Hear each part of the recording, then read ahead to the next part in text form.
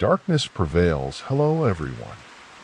Ladies and gentlemen, it's a pleasure to see you again this evening on the Darkness Prevails Ghost Story channel. I would like to send you a ghost story. Hey guys, tonight we step out from the comforting glow of our screens and venture into places where the familiar rules just don't apply. Imagine the silence, not the peaceful kind, but the vast, indifferent quiet of the wilderness, a silence that can swallow sounds, hopes, and sometimes people whole. You're there, the air biting at your cheeks, the ground uneven beneath your feet, a tiny speck in an enormous, untamed canvas. And in these places, nature isn't just a pretty backdrop. It's an active participant, often a formidable, unyielding adversary. Tonight, we're exploring 10 true stories where the wild world showed its teeth. And let's be honest, if you found yourself in these situations, you probably wouldn't survive this. So before you get comfortable, take a moment to like the video and subscribe, but only if you genuinely enjoy what I do here. It really helps the channel out. Oh, and drop a comment below with where you're listening from and what time it is there. I love seeing how far these stories travel.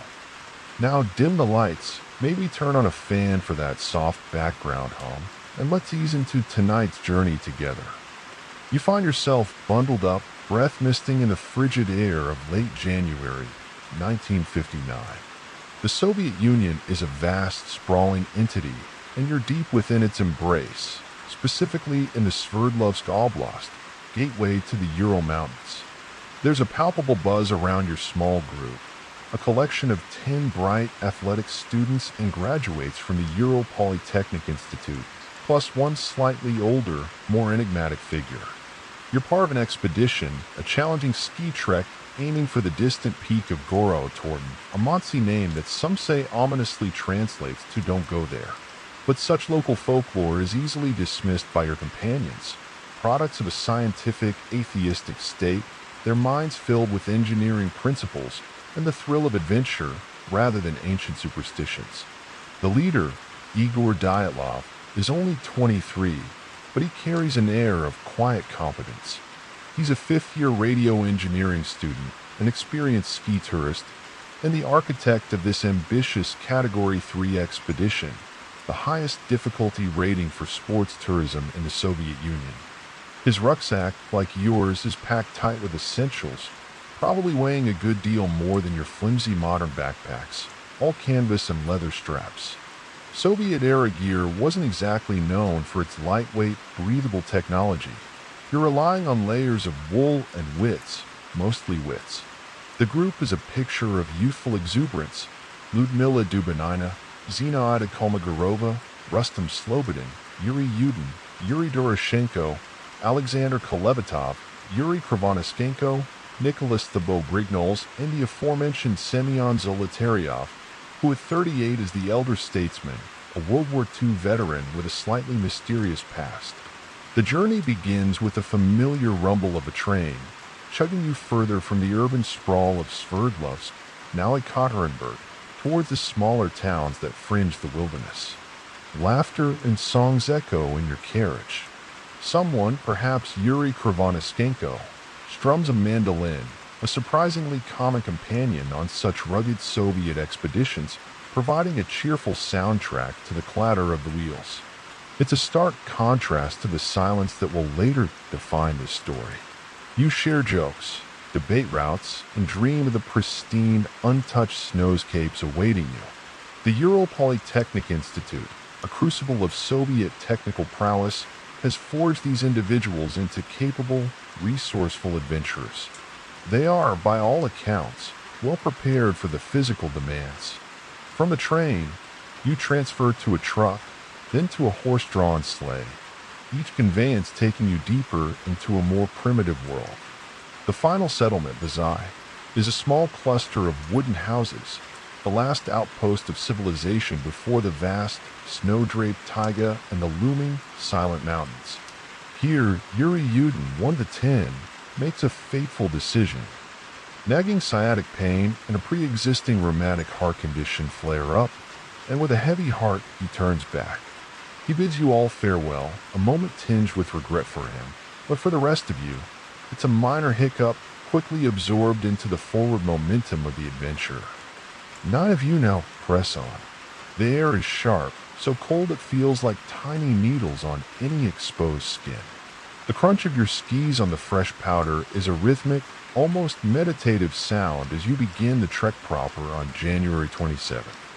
The initial days are filled with a kind of rugged beauty that makes your heart swell. Towering pines laden with snow, frozen rivers glittering like pathways of diamonds, and the immense, indifferent sky arching overhead. You feel small, yet invigorated, part of something grand. Diary entries from the group, later recovered, paint a picture of good spirits and minor triumphs, a successful river crossing, a well-made camp. Zina Kolmogorova, one of the most experienced female hikers, meticulously records her impressions, her neat script full of optimism.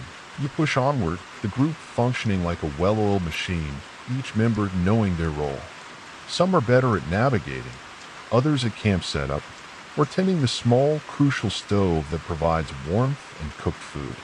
Evenings are spent huddled in the tent, steam rising from mugs of hot tea, conversation lively. There's a shared sense of purpose, of conquering this wild, beautiful land together. To be young and convinced you're practically invincible, or at least incredibly well insulated against the Siberian chill. Historians still argue whether their initial route planning, particularly for late January with its unpredictable weather and short daylight hours, was overly ambitious, even for such a skilled team. For now, though, any such concerns are distant whispers, lost in the crisp air and the intoxicating freedom of the wilderness. You feel strong, capable, and utterly unaware of the chilling mystery that awaits you just a few short days ahead on the slopes of a mountain ominously named Kolet Cycle, Dead Mountain. The days following Yuden's departure merge into a rhythm of strenuous effort and stark beauty. You and your 8 companions are now truly committed, the umbilical cord to civilization snipped. The landscape grows more severe, the trees thinning out as you gain altitude, giving way to exposed, wind-scoured slopes. You are heading towards the tree lean, a critical point in any mountain expedition, beyond which shelter becomes a scarce and precious commodity. The plan is to cross the pass and make for Otorten, but the weather, always a capricious master in these northern latitudes, begins to show its teeth. The initial clear, crisp days give way to periods of biting wind and driving snow, reducing visibility and making the going even tougher. It's around January 31st that you start to notice a subtle shift in the atmosphere, not just meteorologically, but within the group dynamic too. The easy camaraderie is still there, but it's punctuated by longer silences. Maybe it's just the exertion or the increasing cold, but a small, persistent seed of unease begins to sprout in the back of your mind. You catch Ludmila Dubinina looking pensively into the distance, her usually cheerful face clouded. Rustam Slobodin, always so stoic, seems more withdrawn. Even Dyatlov's confident pronouncements about navigation and progress carry a slightly forced edge. One evening, huddled around a small, smoky stove inside the tent, the wind howling a mournful song outside, Yuri Kravonoskenko, ever the entertainer, tries to lighten the mood with his mandolin. But the tunes sound a little tinny, a little fragile against the elemental fury. Someone mentions the Mansi legends again, the local indigenous people whose ancestral lands you are traversing. They speak of powerful spirits guarding these mountains, of places best left undisturbed. While your group is composed of staunch materialists, the constant, oppressive presence of the wilderness, coupled with the growing sense of isolation, makes these old tales resonate a little more deeply than you'd care to admit. It's one thing to dismiss folklore in a warm university lecture hall. It's another when the wind sounds like wailing voices and the shadows outside the tent seem to dance with unseen forms. Then there are the small, inexplicable things. A piece of equipment, carefully stowed, is found out of place. A sudden sharp crack echoes from the nearby woods when everyone is accounted for within the camp. You try to rationalize them. The wind, an animal, simple forgetfulness. but the explanations feel thin, unsatisfying. One afternoon, as you're skiing along a ridge, you glance back and for a fleeting second, you think you see a dark shape moving amongst the distant trees, paralleling your course. When you blink and look again, it's gone. Probably just a trick of the light, you tell yourself, the play of shadows on snow. Yet the image lingers. A particularly notable incident occurs, recorded in the group's sparse diary entries and photographs. They build a labaz, a raised storage cache for surplus food and equipment, intended for the return journey. This was standard practice for long expeditions, a way to lighten loads for the summit push. However, the location chosen for this labaz seems, in retrospect, somewhat illogical, perhaps indicating a deviation from their intended path or a growing uncertainty. Historians still argue whether this deviation was a navigational error or a conscious decision forced by deteriorating conditions or some other unknown factor. The weather worsens significantly as you approach the slopes of Koletz. Visibility drops to near zero at times, the wind whipping snow into a blinding, stinging frenzy. It's a disorienting, hostile environment. On February 1st, the group makes a critical decision. Instead of descending into the relative shelter of the forest to make camp, they decide to pitch their tent on the exposed eastern slope of Koletz, about 1.5 kilometers from the summit. This is a highly unusual choice for experienced mountaineers, especially given the severe weather.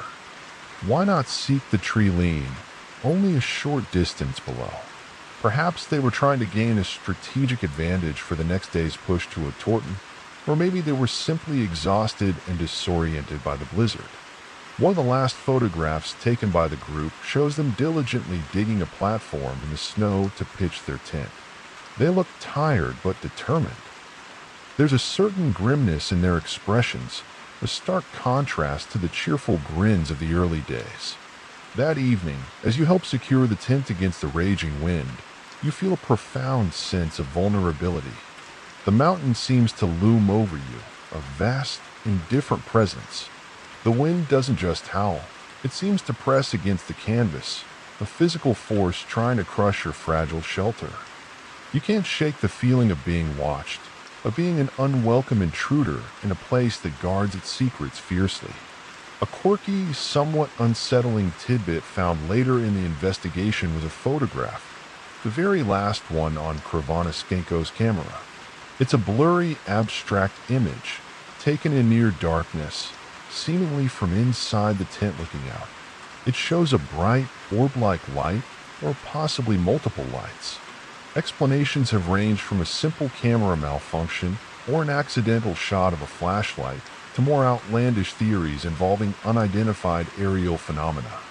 At the time, of course, you wouldn't have known its significance, but perhaps someone in the tent did see something strange that night, something that prompted them to try and capture it on film, even in the poor conditions.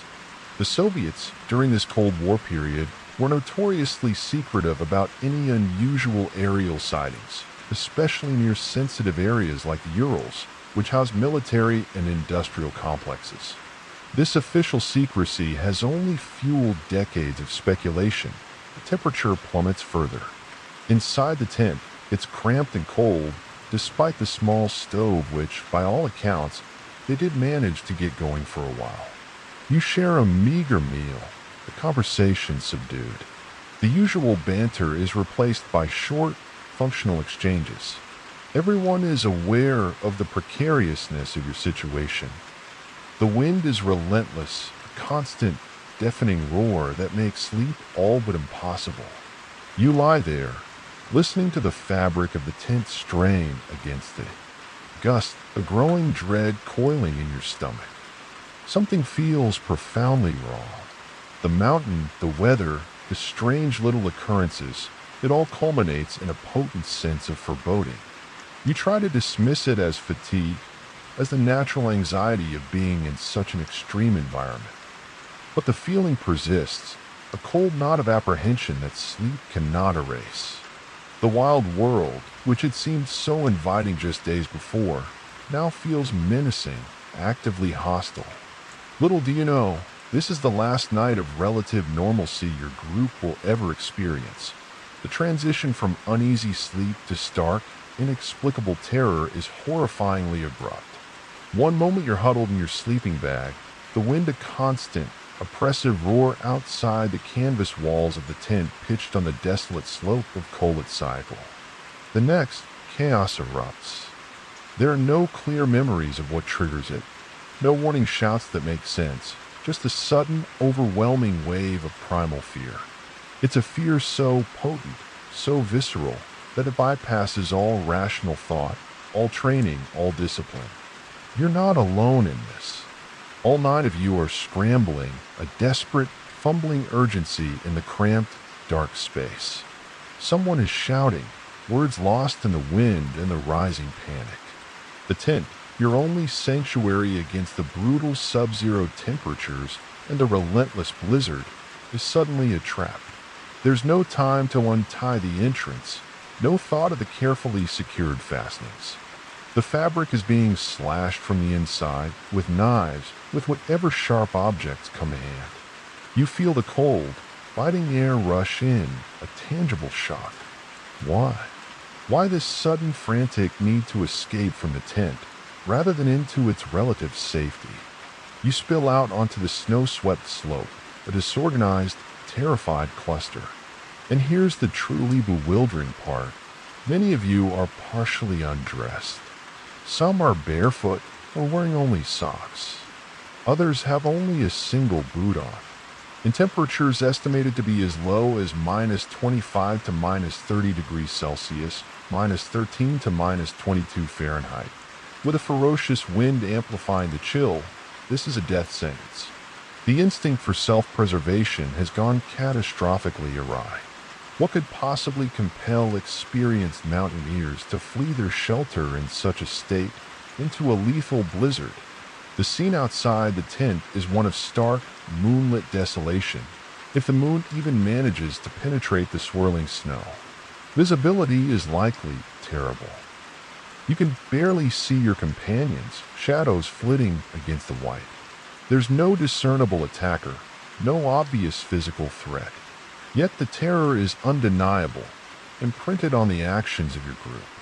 You find yourselves moving, almost stumbling, downhill, away from the tent, towards the tree lean about 1.5 kilometers away. It's a slow, agonizing descent through deep, powdery snow. Every step is a struggle, the wind tearing at your inadequate clothing, the cold seeping into your bones with terrifying speed. The mainstream historical fact here is that when searchers finally reached the abandoned campsite on February 26th, nearly 4 weeks later, they found the tent exactly as described, heavily damaged, cut open from within, and containing most of the group's belongings: shoes, warm clothing, food, axes, even Dyatlov's diary. The scene immediately baffled the investigators. Why would a group of seasoned hikers abandon their shelter and supplies in such a manner? As you struggle downwards, the group begins to separate. Perhaps it's the darkness, the blizzard, or the varying degrees of panic and physical endurance. The first 2 bodies, those of Yuri Doroshenko and Yuri Krivonischenko, will be found under a large, old cedar tree near the edge of the forest. They are barefoot and dressed only in their underwear. The remnants of a small fire are nearby, and the branches of the cedar tree are broken up to a height of 5 meters, suggesting someone had desperately tried to climb it, perhaps to get a better view, or to escape something. Their hands are abraded, raw from trying to gather wood or claw at the frozen bark. Further on, between the cedar tree and the abandoned tent, 3 more bodies will be discovered, at varying distances from each other: Igor Dyatlov, Zinaida Kolmogorova, and Rustam Slobodin. They appear to have been trying to return to the tent, a desperate, futile attempt to regain shelter. Dyatlov is found clutching a small birch branch, his face towards the tent. Kolmogorova is found furthest up the slope, her body showing signs of a fierce struggle against the elements. Slobodin has a minor skull fracture, though it's unclear if this occurred before his death from hypothermia or as a result of a fall. Historians still argue whether Slobodin's fracture was significant enough to have incapacitated him or contributed directly to the group's bizarre behavior. The remaining for Ludmila Dubinina, Alexander Kolevatov, Nicholas Thibault Brignoles, and Semyon Zolotaryov will not be found for another 2 months, discovered only in May when the snow begins to melt. Their bodies are located in a snow den, dug into a ravine about 75 meters further into the woods from the cedar tree. These 4 are better dressed than the others, seemingly having scavenged clothing from their deceased companions. But their injuries are far more severe and disturbing. Thibault Brignoles has major skull damage. Dubinina and Zolotaryov have catastrophic chest fractures, injuries described by medical examiners as consistent with the force of a car crash. Most horrifyingly, Dubinina is missing her tongue, eyes, and part of her lips. Zolotaryov is missing his eyeballs. Kolevatov, while also succumbing to hypothermia, has fewer traumatic injuries but is found with them. The quirky or fringe tidbit that has fueled endless speculation is the discovery of trace amounts of radioactivity on some of the victims' clothing. While initial Soviet investigators deemed the levels insignificant, possibly due to contamination from thorium gas mantles used in lanterns or residual fallout from atmospheric nuclear tests, which were not uncommon in that era, this finding has been latched onto by those proposing more exotic explanations, secret weapons testing, UFO encounters, or even a confrontation with unknown beings. The official Soviet inquiry in 1959 concluded that the hikers died as a result of a compelling natural force. This vague conclusion has done little to quell the theories that have swirled around the Dyatlov Pass incident for over 60 years. Back in that moment of terror on the icy slope, you're not thinking about investigations or future theories. You're consumed by the immediate, overwhelming need to get away. But from what? There are no footprints other than your own group's. No signs of predators, human or animal, at least not around the tent. Some theories suggest an avalanche, or a slab avalanche, where a large plate of snow slides down. This could explain the sudden need to cut out of the tent and the chest injuries on some. Yet the tent itself wasn't buried, and investigators found no typical signs of a major avalanche at the tent site. Others propose infrasound, low-frequency sound waves generated by wind patterns around a mountain, capable of inducing panic and nausea. Perhaps a sudden katabatic wind event, a powerful localized blast of cold air rushing down the slope, or something far stranger. The riddle of Kolet cycle, Dead Mountain, remains. You are now part of that riddle, a frozen testament to an event that defies easy explanation. The wild world, in this remote corner of the Urals, has presented a puzzle that continues to haunt and fascinate, a chilling reminder of the unknown forces that can lie hidden in the most desolate of landscapes. The youthful optimism you carried into these mountains has been extinguished by a horror as cold and unyielding as the Siberian winter itself.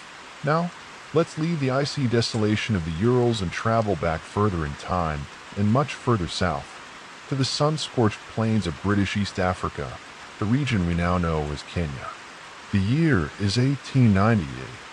The British Empire at its zenith is ambitiously forging a railway line from the port of Mombasa on the Indian Ocean to Lake Victoria, deep in the continent's interior. This monumental undertaking, the Uganda Railway, often grimly referred to as the Lunatic Line due to its immense cost and the formidable engineering challenges, is intended to secure British dominance in the region and facilitate trade. You find yourself here, not as a colonial administrator in a pith helmet sipping gin and tonic, but as one of the thousands of Indian laborers or coolies, as they were then dismissively termed, brought in to lay the tracks through this wild, unforgiving territory. The work is brutal. The heat is relentless, the terrain difficult, and diseases like malaria and dysentery are rampant. You swing your pickaxe, haul heavy steel rails, and clear dense scrub under a sky that feels like a furnace. Your camp is a sprawling, dusty collection of tents and makeshift shelters, a temporary city carved out of the wilderness near the Tsavo River. It's a place of sweat, toil and the constant low hum of insects. Despite the hardships, there's a routine, a rhythm to the work and the camp life. But that rhythm is about to be shattered by a primal terror that will stalk the nights. It begins subtly, with unsettling stories filtering through the camp. A worker gone missing from his tent. Strange roars heard in the distance. At first, these are dismissed. Perhaps the man deserted. Perhaps it was just hyenas. Lions are a known presence in this landscape, of course. The Maasai people, who have lived here for centuries, have a complex relationship with these great cats, a mixture of respect and cautious avoidance. They even had a coming-of-age ritual involving a solo lion hunt, the Alameo. Though by this period, colonial authorities were trying to suppress such traditions. But the lions generally keep their distance from large human encampments. These, however, are no ordinary lions. Then, the attacks become undeniable, brazen, and terrifyingly personal. One night, a blood-curdling scream rips through the darkness. You and your fellow workers emerge from your tents, hearts pounding, to a scene of chaos and horror. A lion, or rather a pair of unusually large, maneless male lions, has breached the boma, the thorn branch barricade erected around a camp for protection. They've dragged a man from his tent, his desperate cries abruptly silenced. The lions are not just killing, they are hunting humans, systematically and with terrifying efficiency. The nights transform into a period of dread. Sleep becomes a fragile, easily broken thing. Every rustle of canvas, every distant animal call, sends jolts of fear through the camp. The lions, quickly dubbed the ghosts and the darkness by the terrified workers, display an almost supernatural cunning. They seem to ignore tethered livestock, preferring human prey. They leap over or crawl under thorn fences that should deter them. They learn the patterns of the camp, striking with chilling precision. Remember that feeling of being watched on Colet Cycle? Magnify that by 1,000, because here, the watchers have claws, teeth, and a demonstrated appetite for your colleagues. You try to reinforce the bomas, build fires higher, keep watching terrified groups. But the man-eaters are relentless. Men are snatched from their beds, sometimes from within tents occupied by several other sleeping workers who awaken to the horror too late. The attacks are brutal, the remains often found scattered in the bush, gnawed and dismembered. The morale of the workforce plummets. Panic sets in. Hundreds of workers flee the site, refusing to continue under such a terrifying siege. The construction of the mighty Uganda Railway grinds to a halt. This is not just a local problem. It's a crisis threatening a key imperial project. The sheer audacity of these lions is astounding. Most lions, even when they do attack humans, tend to be old, injured, or desperate, driven to easier prey. The Tsavo man-eaters, however, were reportedly healthy, prime males. Historians still argue whether their man-eating behavior was primarily due to a rinderpest epidemic that had recently decimated their natural prey populations like buffalo and zebra, or perhaps dental issues, as suggested by later examination of their skulls, which might have made tackling tougher animal hides more difficult. Another theory points to the local burial customs of some tribes, or even the disposal of deceased railway workers, which might have inadvertently habituated local lions to scavenging human remains. One particularly harrowing account, often recounted, tells of a worker who climbed a tree to escape an attack, only for one of the lions to begin clawing its way up the trunk after him. Imagine the sheer terror, trapped in the flimsy branches, a determined predator ascending towards you in the dark. It's the stuff of nightmares, made horrifyingly real. The local Juriyama people had their own folklore about mischievous spirits and shape-shifting sorcerers taking the form of lions, and in the face of such unprecedented, intelligent predation, it's easy to see how such beliefs would gain currency amongst the terrified populace. You, sweating under the African sun by day and cowering in your tent by night, probably wouldn't find such explanations too far-fetched. After all, when logic fails to explain the horror, what else is there? The situation becomes so dire that the British authorities are forced to take drastic action. Word of the man-eaters of Savo reaches the ears of Lieutenant Colonel John Henry Patterson, an Anglo-Irish engineer and soldier employed by the British East Africa Company to oversee the construction of a railway bridge over the Savo River. He arrives in March 1898, initially skeptical of the more sensational tales. He soon learns, however, that the reality is even grimmer than the reports. The terror is palpable. The railway, a symbol of imperial progress, is being held hostage by two oversized felines. Patterson, a man of action and a keen hunter, realizes that if the railway is to proceed, the lions must be stopped. And so, the stage is set for a deadly confrontation, a protracted duel between one determined man and two of the most infamous predators in history. You and the remaining workers watch and wait, hoping against hope that this new man, this Colonel Sahib, can deliver you from the nightly reign of terror. Lieutenant Colonel John Henry Patterson's arrival at the Savo camp injects a flicker of hope into the terrified workforce that you might initially view him with a mixture of skepticism and desperation. He's an engineer, not a professional big-game hunter, but he possesses a steely determination and a background in the British military that lend him an air of authority. He listens to the accounts of the attacks, his face grim. He sees the abandoned tools, the deserted sections of the railway line, the fear in the eyes of the men who remain. You watch as he inspects the flimsy bomas, his gaze lingering on the places where the lions have breached the defenses with contemptuous ease. Patterson understands that restoring morale is as crucial as eliminating the threat. He begins by trying to instill some discipline and order back into the camp's defenses. He orders thicker, taller thorn fences to be built, fires to be kept burning brightly all night, and armed sentries to be posted. But these lions are no ordinary beasts. They are cunning, bold, and seem almost to anticipate his moves. The attacks continue, sometimes with even greater audacity. One night, a lion bursts into a tent, seizes a man, and is then reportedly attacked by another lion, the two predators fighting over their human prey right in the middle of the terrified camp before one drags the victim away. The sheer brazenness is unnerving. You become part of Patterson's increasingly desperate efforts. He organizes hunting parties, but the lions are elusive, melting into the dense thorn scrub like ghosts. He sits up in trees night after night, using live bait, often goats or donkeys, and sometimes, chillingly, even human volunteers, though the ethics of this are, shall we say, highly questionable by modern standards, and perhaps even then. Imagine being that volunteer, tied to a tree, a rifle in your hands, every rustle of leaves, every snap of a twig, sending your heart into your throat. Patterson himself endures countless sleepless nights in these perilous vigils. He tries various traps.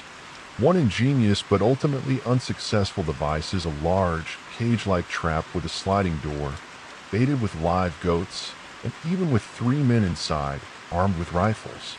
The lions approach, sniff around, but are too wary to enter fully. One lion even gets partially caught, but manages to break free.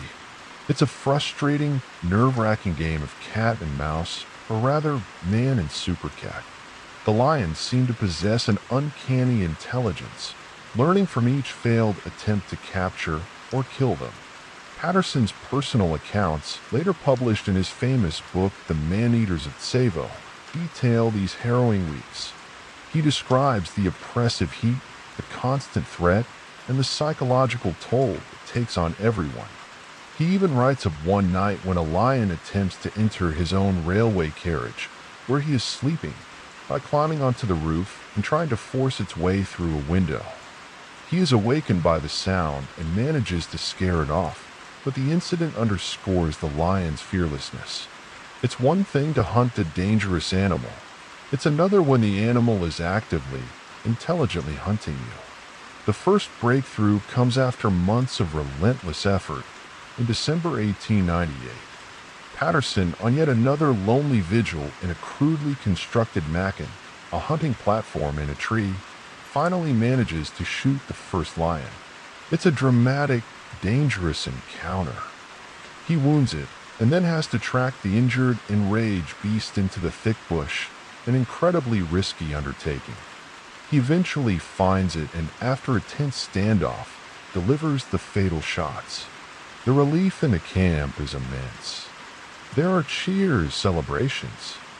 One of the terrors is gone, but its companion, the darkness, remains at large, and if anything, seems to become even more cunning and aggressive. The second lion proves even more elusive. It continues to stalk the camp, its solitary attacks perhaps even more terrifying. Patterson redoubles his efforts, knowing that the railway project and the lives of the remaining men depend on his success. He tries new tactics, new baiting locations. The quirky tidbit here is that Patterson, in his desperation, even attempts to use a specially constructed cart with a loophole for his rifle, hoping to get a close, safe shot, but the lion is too wary. He also recounts how the local African tribes, while terrified, also held a grudging respect for the lion's power, sometimes attributing their prowess to witchcraft. Historians still argue whether the exceptional size and manelessness of the Tsavo lions were due to unique local genetic factors or environmental conditions, such as a harsh, thorny scrubland they inhabited, which might have made manies a disadvantage. Finally, after several more near misses and terrifying encounters, Patterson confronts the second lion. It's another dramatic hunt. He wounds it, and it charges him repeatedly. In a climactic showdown, he fires multiple shots, eventually bringing the massive predator down. The date is December 29, 1898. The reign of terror, which has lasted for nearly 9 months and claimed, by Patterson's own disputed estimate, as many as 135 lives, though official railway records suggest a lower, but still horrifying figure of around 28 to 31 credited victims among the workers, not counting locals, is finally over. The scenes in the camp are jubilant. You and your fellow workers can finally breathe, sleep, and work without the constant, paralyzing fear of being dragged into the night. The railway construction resumes with renewed vigor. Patterson becomes a hero, his name forever linked with the Tsavo man-eaters. The lions themselves are eventually stuffed and put on display at the Field Museum in Chicago, where they remain to this day, silent testaments to a terrifying chapter in colonial history. The mainstream historical fact is that the Uganda Railway was indeed completed, reaching Port Florence, now Kisumu, on Lake Victoria in 1901, forever changing the landscape and history of East Africa, but at terrible human cost, a cost vividly illustrated by the bloody saga of the Tsavo man-eaters. You, having survived the ordeal, would carry the memory of those nights, the screams, the fear, and the shadowy forms of the ghost and the darkness for the rest of your days. Let's now fast forward from the dusty plains of Africa to the biting cold of the Andes Mountains in South America, and shift our focus from predators with claws to a different kind of wild adversary, the raw and different power of nature itself. The year is 1972. You are a passenger, perhaps a member of the Old Christians Club rugby team from Montevideo, Uruguay, or one of their friends and family members. There's an atmosphere of excitement and anticipation. You're aboard Uruguayan Air Force Flight 571, a chartered Fairchild FH-227D turboprop, heading to Santiago, Chile for a rugby match.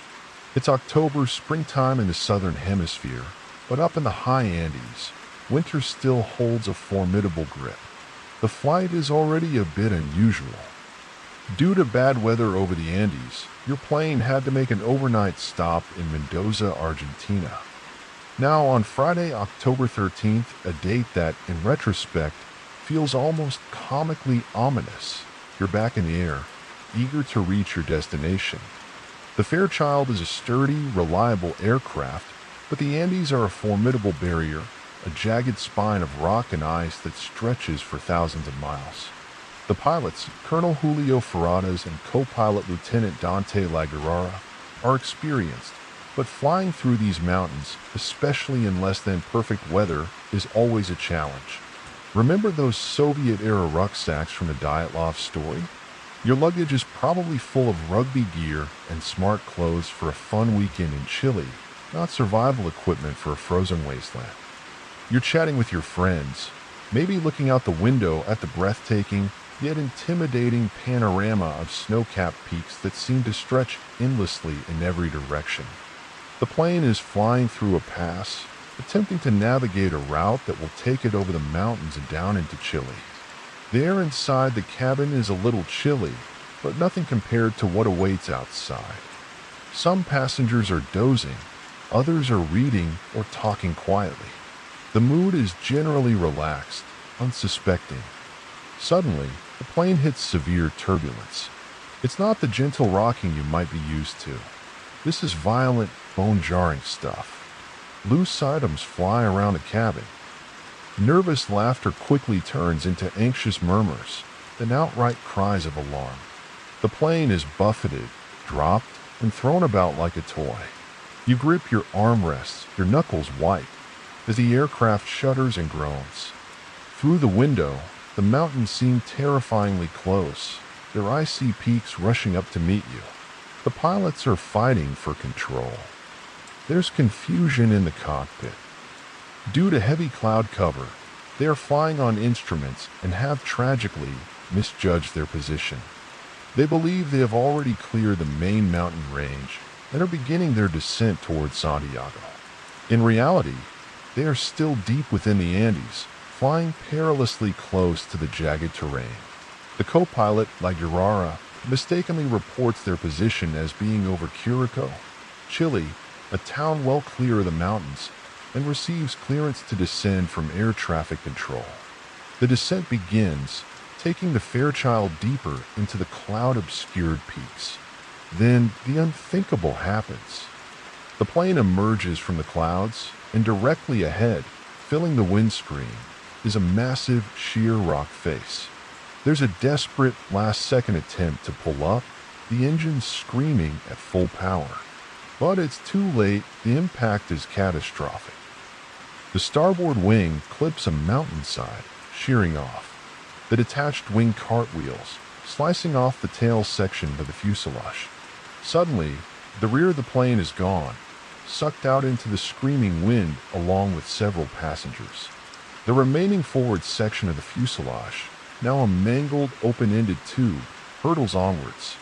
It strikes another peak, the port wing breaking away, and then like a grotesque toboggan, it slams onto a steep, snow-covered glacier and slides for a considerable distance before finally coming to a grinding, violent halt in a desolate, snow-filled valley.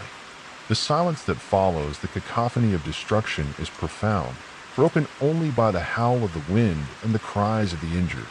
You are thrown around violently, debris flying, the screams of fellow passengers a soundtrack to unimaginable chaos.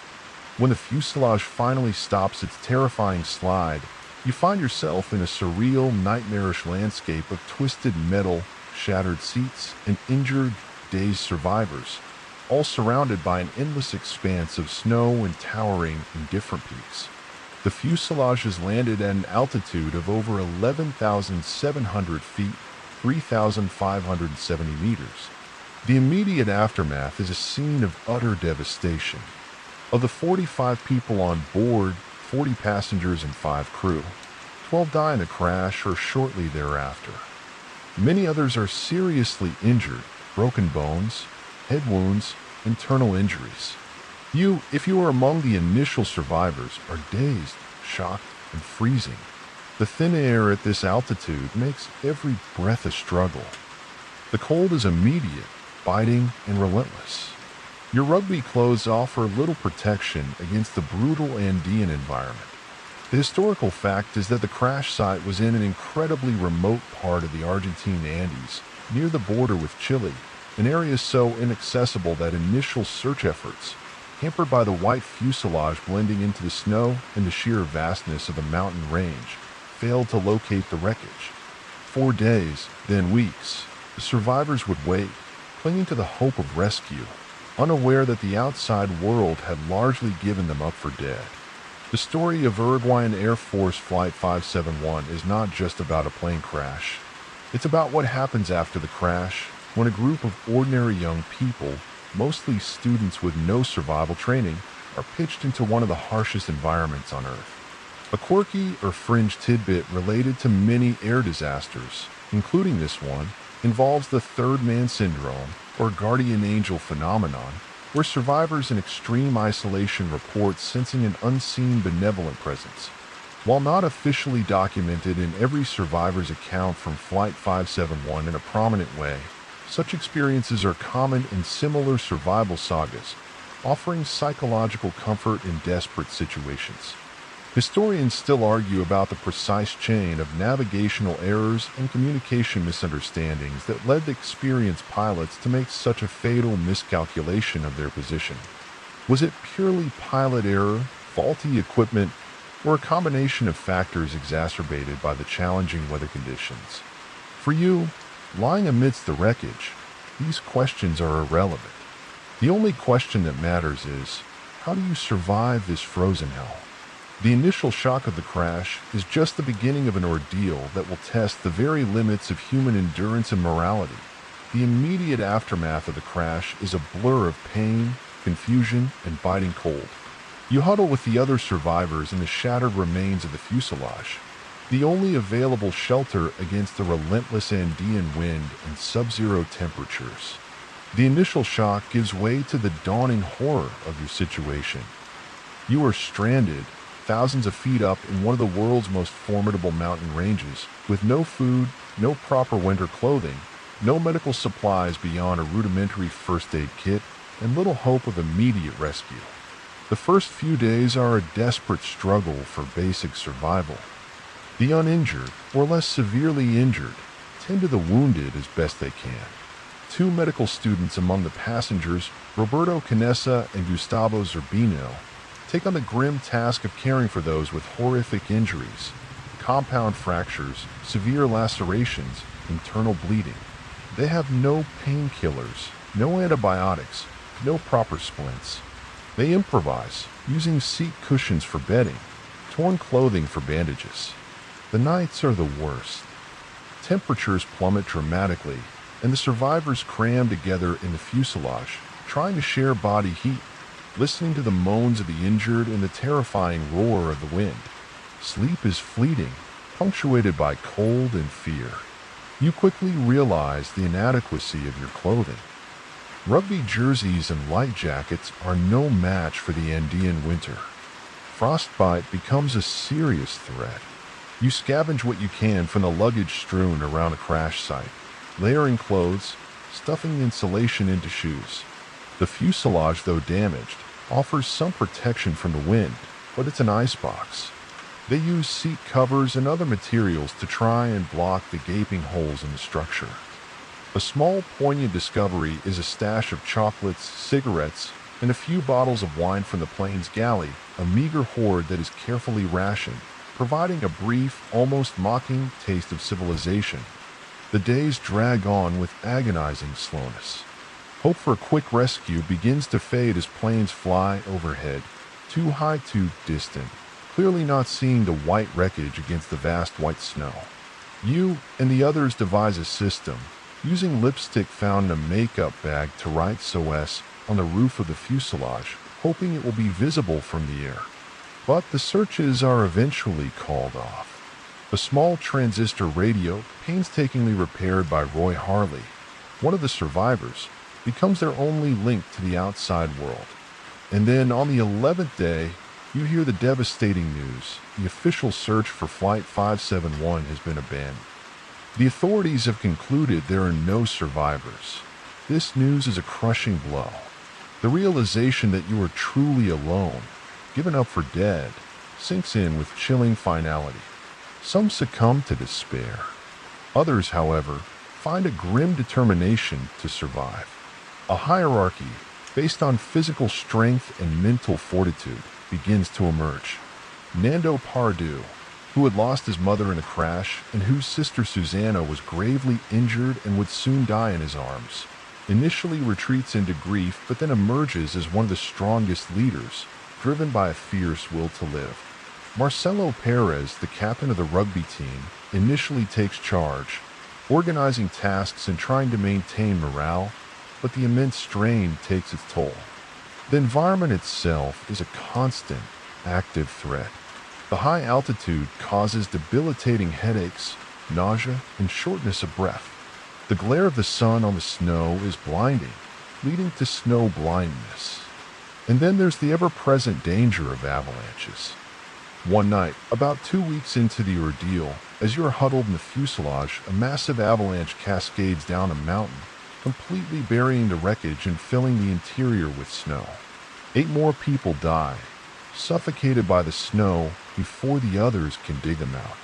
You are trapped inside the snow-entombed fuselage for 3 terrifying days, in pitch darkness, struggling for air, surrounded by the dead, before managing to dig a narrow tunnel to the surface. This event is a brutal reminder that even your flimsy shelter is not safe. The mainstream historical fact here is the incredible resilience and ingenuity shown by the survivors. They learned to melt snow for drinking water using pieces of metal from the plane to absorb the sun's heat. They devised snowshoes from seat cushions to allow them to move around outside the fuselage without sinking deep into the snow. Their ability to adapt and innovate in such extreme conditions is a testament to the human survival instinct. A quirky, and in this context, grimly practical tidbit is their use of the plane's frozen batteries. While initially unable to power the main radio for transmission, they managed to use them to power the small transistor radio for receiving news. Later, when Pardieu and Canessa make their trek, they carry parts of the plane's radio system, hoping to find a larger battery source or a way to boost its signal, a task that demonstrates both their desperation and their resourcefulness.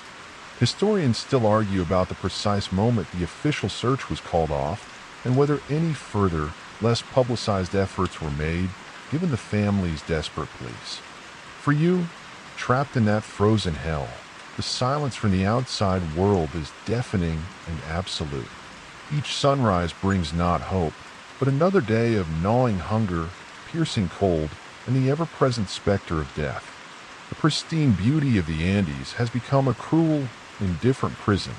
The ordeal has already pushed you to the limits of endurance, but the worst is yet to come.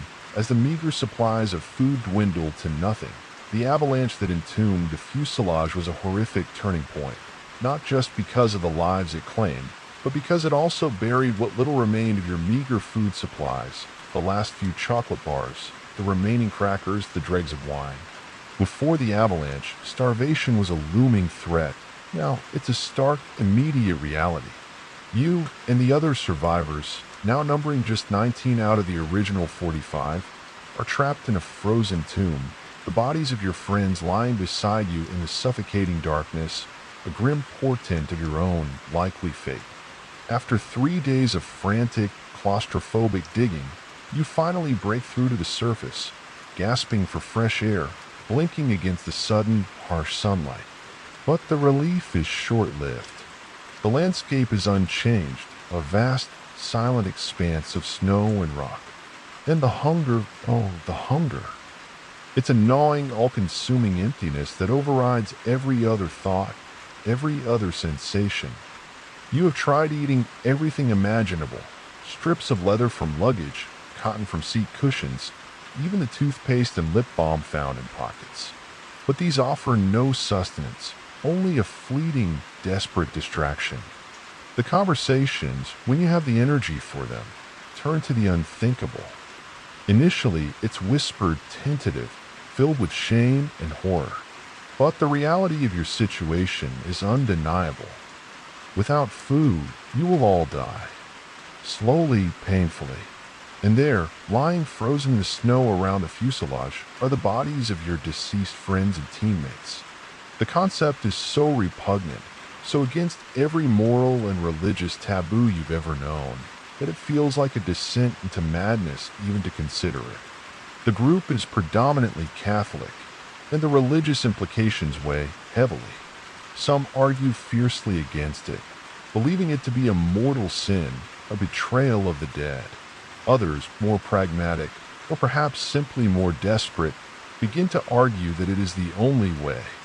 They reason that the souls of the departed are in heaven, and their bodies are now merely flesh, flesh that could sustain the living, flesh that could give some of you a chance to see your families again. They talk about it as a form of communion, a desperate act of love and sacrifice. Remember the philosophical debates around the dialogue group Strange Lights? Here, the debates are far more visceral, cutting to the core of what it means to be human. Roberto Canessa, one of the medical students, is among the first to articulate the necessity of this terrible choice. He argues with a cold, clinical logic born of desperation. If I were dead, I would be proud that my body was used so that a friend could survive. Nando Pardu, driven by the burning desire to escape the mountains and tell his father that he is alive, eventually comes to the same agonizing conclusion. The decision is not made lightly, nor is it unanimous, at least not initially. There are tears, prayers, anguished debates in the freezing, cramped confines of the fuselage. Finally, a consensus, or rather, a reluctant acceptance, is reached by a majority. It is decided that they will use the bodies of those who have already died, starting with those they felt less personally connected to, like the crew members, before considering their own friends. The act itself is carried out with a grim sense of solemnity, almost ritualistically.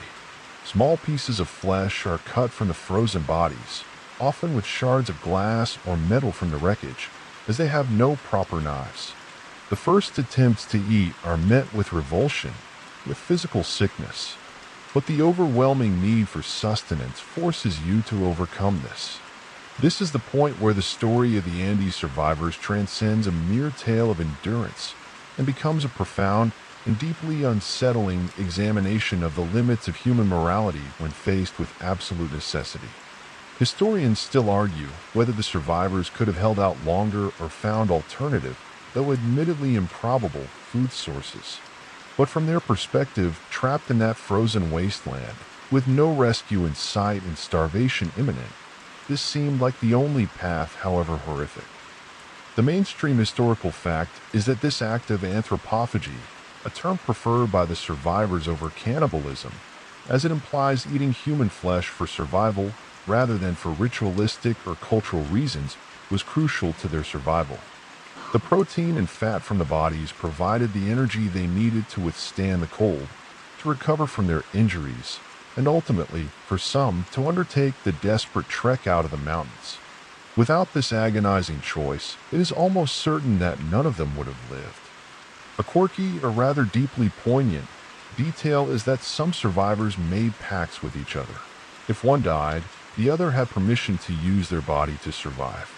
This highlights the immense psychological burden and the attempts to rationalize and find some measure of consent in an otherwise unimaginable situation. The experience forged an unbreakable, yet uniquely traumatic bond between those who endured it. The taste of that forbidden food, the knowledge of what you had to do, would haunt you for the rest of your days, the secret shared in the silent camaraderie of those who had been to hell and back. The decision, once made and acted upon, changes the dynamic within the group. There is a new, grim resolve. You are no longer passively waiting for rescue or death. You are actively fighting for life, even if it means transgressing one of society's deepest taboos. The act, while horrific, provides the physical strength needed for the next, even more audacious phase of your survival. The realization that if you are to be saved, you will have to save yourselves. The focus shifts from mere endurance to escape. The Andes have pushed you to the brink, forced you to make a choice that will forever define you. But in doing so, they have also unwittingly fueled a desperate, almost superhuman, will to live. Leaving the icy trauma of the Andes, we journey back to a different kind of inferno, one that erupted not in the cold, remote mountains, but in the seemingly placid woodlands and bustling lumber towns of Wisconsin, USA. The year is 1871, specifically the night of October 8th. You find yourself in Peshtigo, a thriving town of nearly 2,000 people, built on the booming timber industry. The air for weeks, even months, has been thick with smoke. A long, severe drought has left the entire region tinder dry. Small fires have been smoldering in the peat bogs and forests for some time, a common enough occurrence in lumber country. But tonight, something is different. A malevolent change is in the wind. The day itself had been unnervingly hot and still for October in Wisconsin. The sky, a hazy, smoky orange, cast an apocalyptic glow over everything. People felt a strange oppressiveness in the air, a sense of foreboding. Farmers returning from their fields reported an unnatural stillness, a silence from the birds and forest creatures, as if nature itself was holding its breath. You might be a mill worker, finishing your shift at one of Peshtigo's large woodenware factories, or perhaps a shopkeeper tidying up for the evening, or a mother putting her children to bed. Life is proceeding as usual, despite the smoky haze and the underlying anxiety about the dry conditions. Suddenly, a low rumble begins, like a distant freight train, but it grows in intensity with terrifying speed. The wind, which had been eerily calm, picks up, quickly escalating into a furious gale. And with the wind comes the fire. Not just a spreading forest fire, but something far more terrifying, firestorm. This isn't a creeping line of flames. It's a colossal wall of fire hundreds of feet high, moving at incredible speed, consuming everything in its path. The heat is instantaneous and unbearable, like opening the door of a gigantic furnace. The sky ignites. Trees explode into flame from the sheer intensity of the heat before the fire even reaches them. Buildings, constructed almost entirely of wood and surrounded by stacks of lumber and sawdust, offer no resistance. They don't just burn, they vaporize.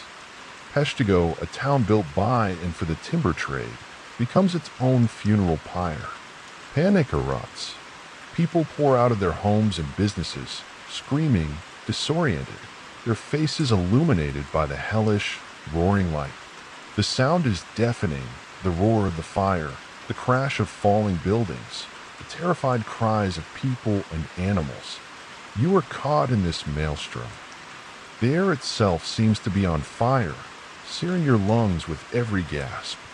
Flaming debris, shingles, branches, entire sections of buildings, rains down from the sky, carried aloft by the superheated winds that the firestorm generates, winds that reach tornado strength. There is no time to gather belongings, no time to think, only to flee. But where? The fire is everywhere, advancing on all sides, cutting off escape routes. The familiar streets of your town are transformed into a vision of hell. The Peshtigo River, which flows through the heart of the town, becomes the only hope for many. You join a desperate stampede of people heading for its banks. The scene is one of utter chaos. Families are separated in the smoke and darkness, their cries lost in the infernal din.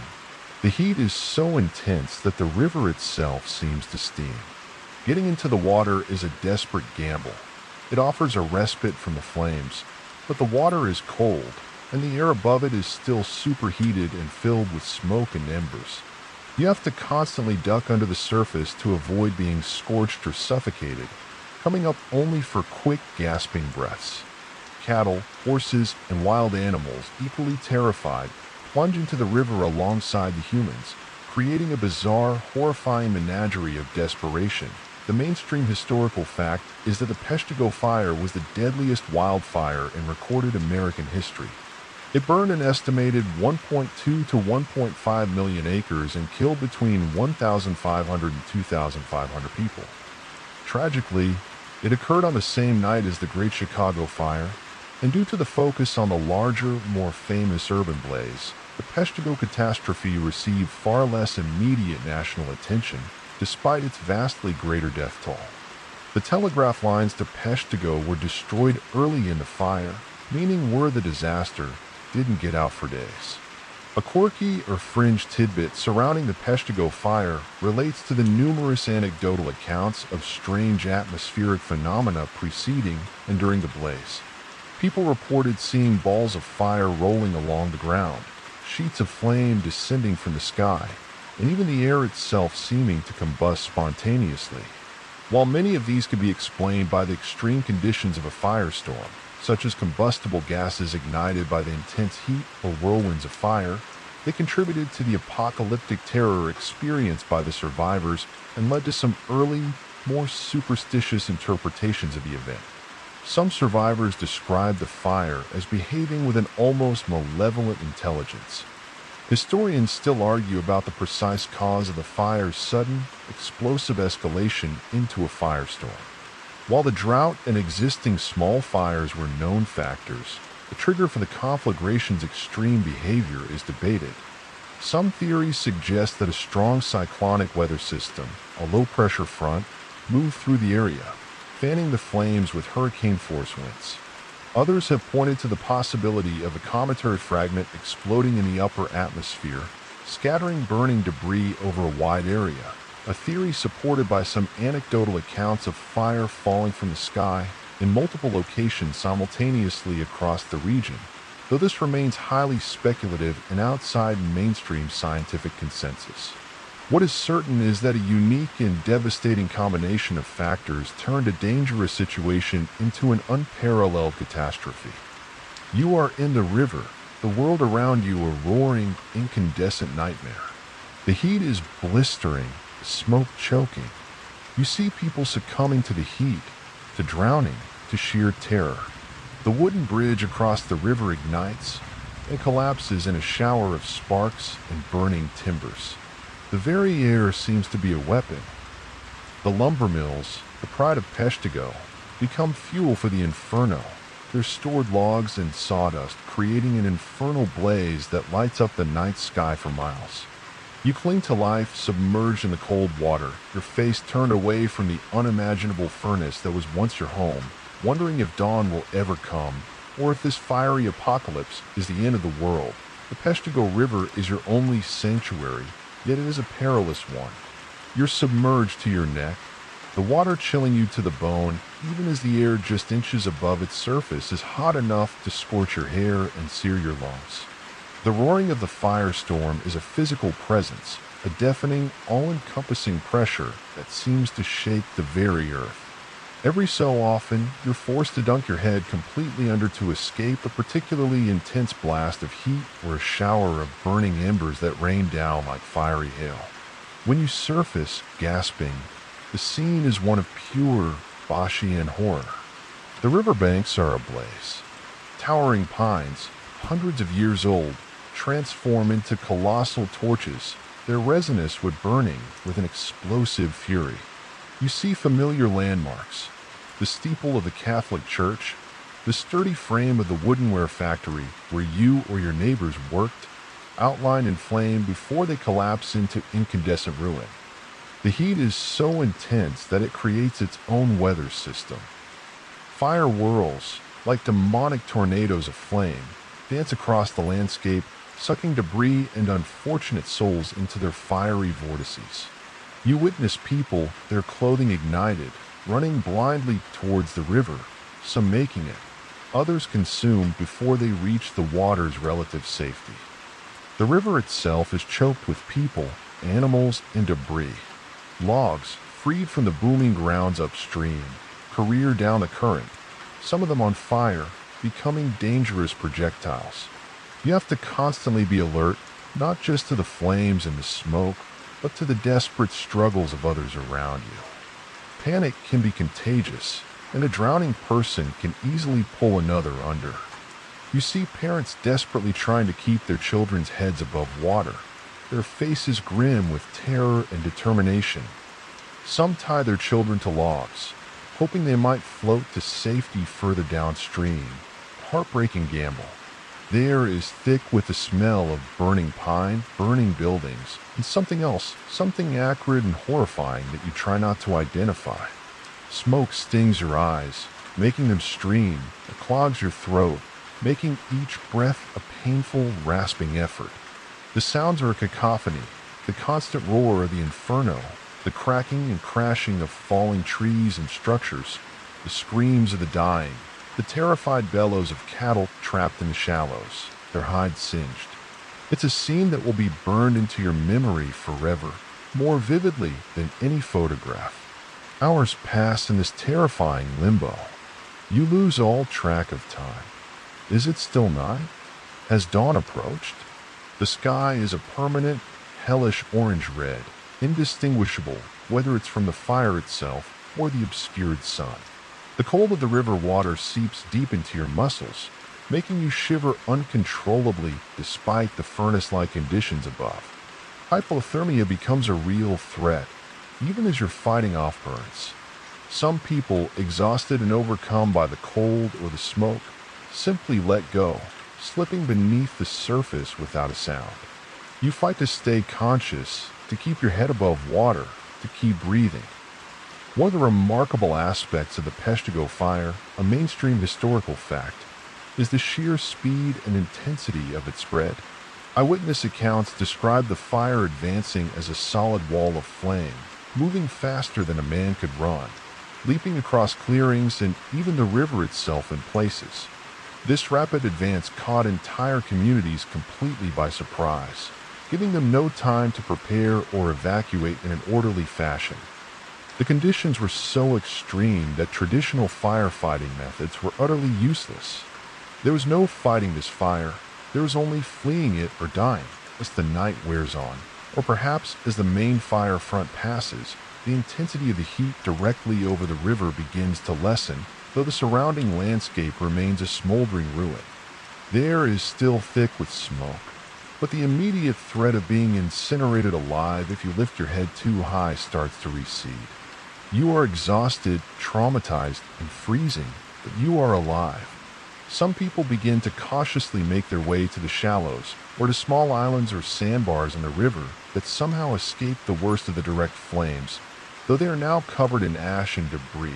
A quirky and rather grim tidbit from the aftermath of the Peshtigo fire was the discovery of fused masses of metal coins, nails, tools, melted together by the incredible heat. In some cases, entire safes were found with their metal casings warped and their contents incinerated, a testament to temperatures that likely exceeded 2,000 degrees Fahrenheit in places. Another strange phenomenon reported was boiling wells, where the groundwater became superheated. Historians still argue about the total number of smaller settlements and lumber camps outside of Peshtigo itself that were also obliterated by the firestorm, as many were isolated and their populations not accurately recorded, meaning the true death toll could be even higher than the already staggering official estimates. Some smaller communities were literally wiped off the map, their existence only later inferred from charred remains. Eventually, as a gray, smoke-choked dawn breaks, the full extent of the devastation begins to reveal itself. The vibrant town of Peshtigo is gone, reduced to a smoking wasteland of ash, charred timbers, and twisted metal. The forests that surrounded it are blackened skeletons. The ground is hot to the touch. You emerge from the river, or are helped out by other days' survivors, your clothes in tatters, your body trembling with cold and shock. The world you knew just hours before has ceased to exist. You are a refugee in your own land, surrounded by unimaginable loss. The wild world, in the form of this uncontrollable inferno, has demonstrated its terrifying power to erase, in a single night, an entire community and its way of life. The immediate struggle for survival in the river is over, but the long, painful task of recovery, of rebuilding lives from the ashes, is just beginning. You, a survivor of Wisconsin's Night of Fire, carry the profound understanding that civilization's hold on the landscape can be terrifyingly fragile. From the fiery holocaust of Peshtigo, we now plunge into the cold, dark waters of the Pacific Ocean during the final desperate days of World War II. It's July 30th, 1945. You are a sailor aboard the USS Indianapolis, Portland-class heavy cruiser. The ship has just completed a top-secret mission of incredible importance, delivering critical components for Little Boy, the atomic bomb that will soon be dropped on Hiroshima. Unaware of the true nature of your cargo, you only know that the mission was urgent and clandestine. Now, having successfully delivered your mysterious package to the island of Tinian, the Indianapolis is sailing unescorted from Guam to Leyte in the Philippines for training exercises before the anticipated invasion of Japan. The mood aboard ship is relatively relaxed. The war in Europe is over, and though the Pacific campaign is still raging, there's a sense that the tide has decisively turned in favor of the Allies. The Indianapolis has a proud service record, having participated in numerous key battles. She's a formidable warship, bristling with guns, a symbol of American naval power. You might be on watch or perhaps off duty, trying to catch some sleep in the hot, humid conditions below decks. Or maybe you're on deck, enjoying the tropical night air, watching the phosphorescence trail in the ship's wake. The vastness of the Pacific surrounds you, a dark, undulating expanse under a moonless sky. Shortly after midnight, disaster strikes with shocking speed. Two Type 95 torpedoes, fire from the Japanese submarine I-58, slam into the Indianapolis's starboard side. The first torpedo hits near the bow, the second near midship, striking fuel tanks and an aviation gasoline storage facility. The explosions are devastating. A massive column of water and debris erupts, and the ship is instantly plunged into darkness as power fails. The force of the blasts rips through the hull, causing catastrophic damage. For you, below decks, the world turns into a terrifying chaos of screaming metal, rushing water, and the acrid smell of smoke and cordite. The ship lurches violently, throwing you against bulkheads. Emergency lights flicker and die. The terrifying call, "Abandoned ship! Abandoned ship!" echoes through the crippled vessel. There's no time for an orderly evacuation. The Indianapolis is sinking, and sinking fast. She lists heavily to starboard, water pouring in through the gaping holes in her side. You scramble through darkened, tilting passageways, choked with smoke, trying to reach the deck. The angle of the ship becomes steeper by the second. Men are shouting, some injured, some trapped. The discipline of a naval crew is tested to its absolute limit in these moments of primal fear. You might see your bunkmates, men you've shared close quarters with for months or years, struggling in the darkness, some making it, others not. The sounds are horrific.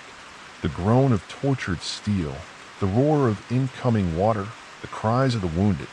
If you make it to the deck, the scene is one of organized mayhem. Sailors are desperately trying to deploy life rafts, but many are damaged or inaccessible due to the severe list. The ship is going down by the bow, her stern rising out of the water. You have seconds to make a decision: jump or be dragged down with her. Many are forced to leap into the inky black water without a life jacket or with improperly secured ones. The fall from the high deck into the churning sea is terrifying in itself. The USS Indianapolis capsizes and sinks in just 12 minutes. 12 minutes. From a fully operational warship to a watery grave. It's an incredibly short amount of time for nearly 1,200 men to escape. As she goes down, there are further explosions from within her hull, adding to the horror. You find yourself in the water, surrounded by oil, debris, and other struggling survivors. The ship is gone, vanished beneath the waves, leaving behind a scattered, terrified remnant of her crew. Approximately 900 of the 1,195 men aboard managed to get off the ship and into the water. But their ordeal is far from over. In many ways, it is just beginning. They are alone, in the middle of the Philippine Sea, hundreds of miles from the nearest land. No distress signal was successfully sent before the Indianapolis went down. Due to a series of tragic blunders, miscommunications, and assumptions within the Navy's reporting system, no one knows they are missing. No rescue is coming because no one knows they need to be rescued. Remember how the Andes survivors felt when they heard the search was called off? For you and your shipmates, that devastating realization will dawn much more slowly, as day after agonizing day passes with no sign of friendly ships or planes. The mainstream historical fact is that the sinking of the USS Indianapolis resulted in the greatest single loss of life at sea from a single ship in the history of the U.S. Navy. Of the approximately 900 men who made it into the water, only 316 would ultimately survive the horrors of the next 4 to 5 days. A quirky, or rather tragic and infuriating, tidbit is that several different U.S. Navy commands received reports of the I-58 sinking of a large American warship in the Indianapolis's approximate location. However, these reports were variously dismissed as Japanese propaganda, misinterpreted, or simply not acted upon due to bureaucratic inertia or a belief that no American ships were in that area. One report was even discounted because a drunk officer was on duty. Historians still argue about the culpability of Captain Charles B. McVay III, who survived the sinking but was later court-martialed for hazarding his ship by failing to zigzag, despite evidence that zigzagging might not have prevented the attack and that visibility conditions may not have required it. He was also court-martialed for the failure to issue a timely abandoned ship order, though the speed of the sinking made this almost impossible. McVay lived with the stigma for the rest of his life, eventually taking his own life in 1968, though he was posthumously exonerated in 2000 thanks to the relentless efforts of his surviving crewmen and others. You are now adrift in the vast, indifferent Pacific. The initial shock of the sinking gives way to the dawning horror of your isolation. The water is warm, but the sun will soon rise, bringing its own relentless torment. You cling to a piece of wreckage, or perhaps you're one of the lucky few in a life raft or a crowded floater net. The cries of your shipmates echo around you in the darkness, a chorus of fear, pain, and disbelief. The wild world, in the form of the deep ocean and its hidden predators, is about to unleash its next wave of terror upon the survivors of the USS Indianapolis. The first light of dawn on July 30th, 1945, reveals a horrifying scene. You are one of hundreds of men scattered across miles of ocean, bobbing in the oily, debris-strewn water. Some cling to overcrowded life rafts, others to floater nets, many just to pieces of wreckage or individual life preservers. The initial terror of the sinking is replaced by a grim, exhausting struggle for survival. The sun climbs higher, beating down mercilessly. There is no shade, no escape from its burning rays. Your lips crack, your skin blisters. Thirst becomes an all-consuming torment, far more immediate and agonizing than hunger in these early stages.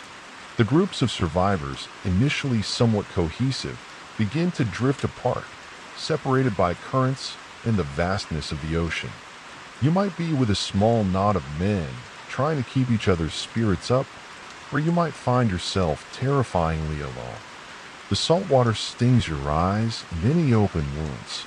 The constant motion of the waves induces seasickness, further dehydrating you. The oil slick from the sunken ship coats everything, burning your skin and making it difficult to hold on to anything. And then the sharks arrive. The explosions, the blood in the water, the struggling men. It's an irresistible summons to the ocean's apex predators.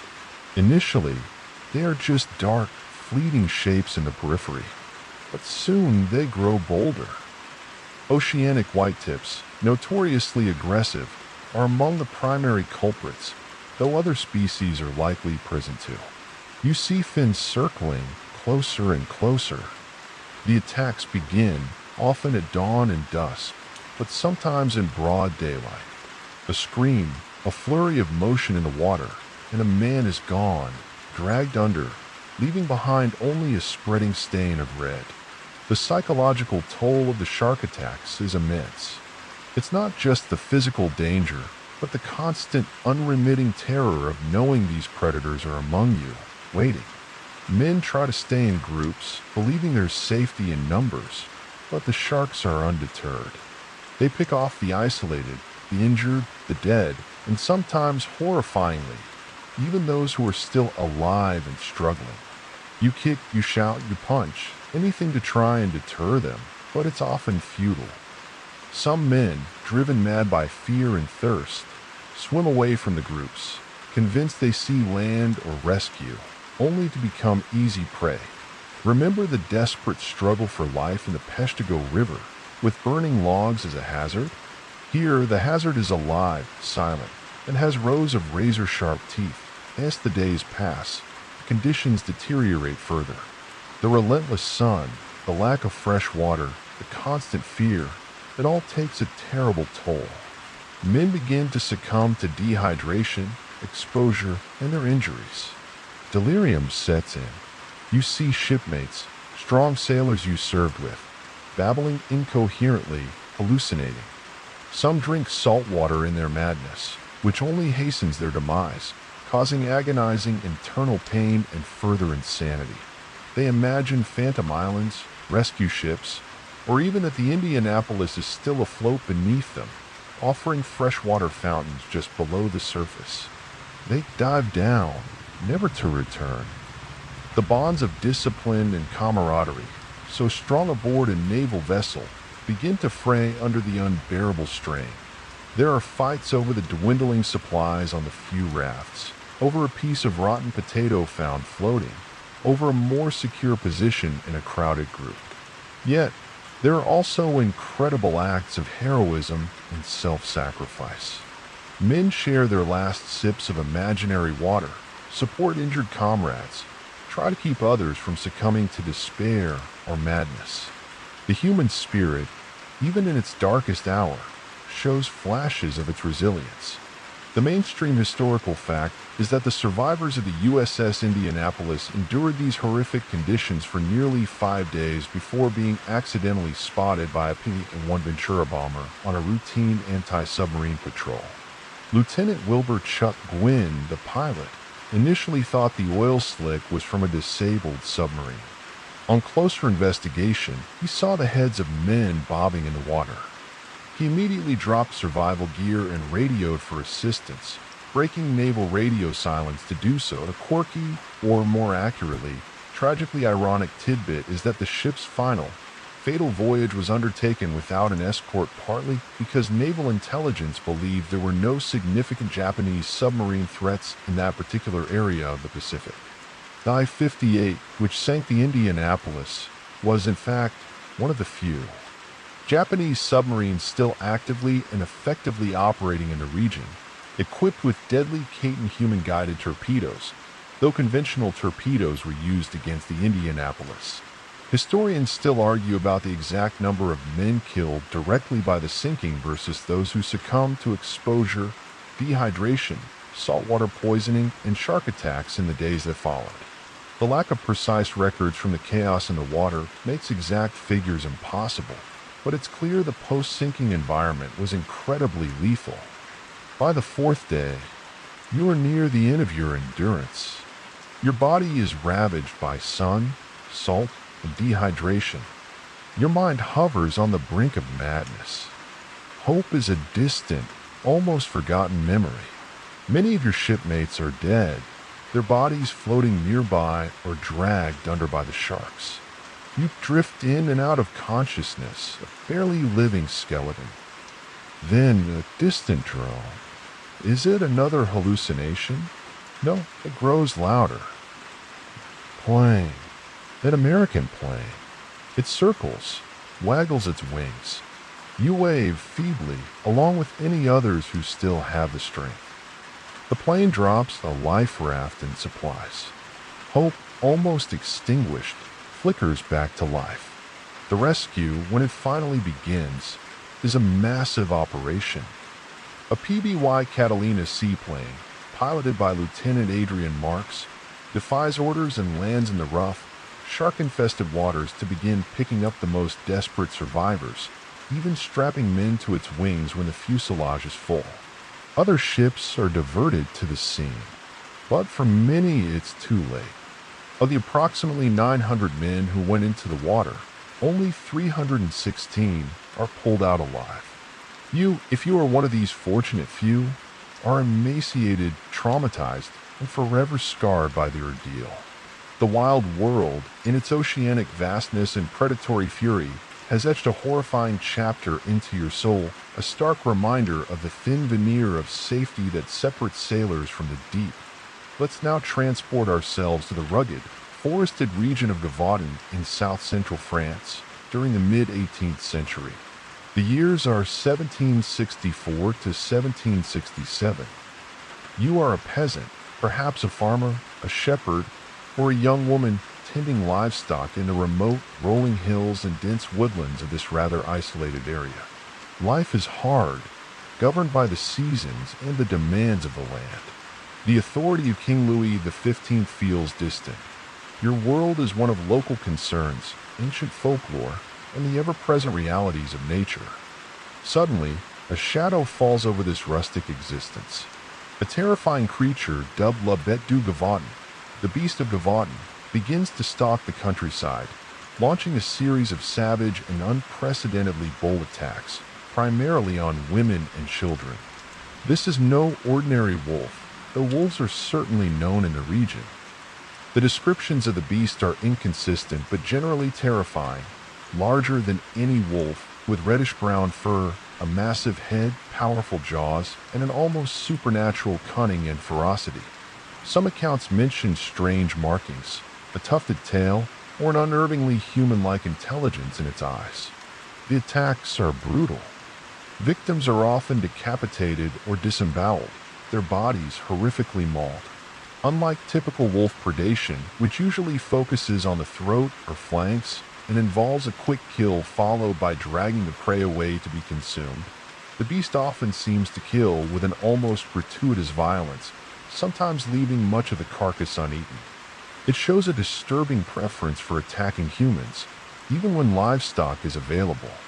It's also unnervingly fearless, attacking in broad daylight, sometimes near villages or even in the presence of other people. You live in a state of constant fear. Children are forbidden from venturing out alone. Men arm themselves with pitchforks, muskets, and whatever crude weapons they can find when they go into the fields or forests.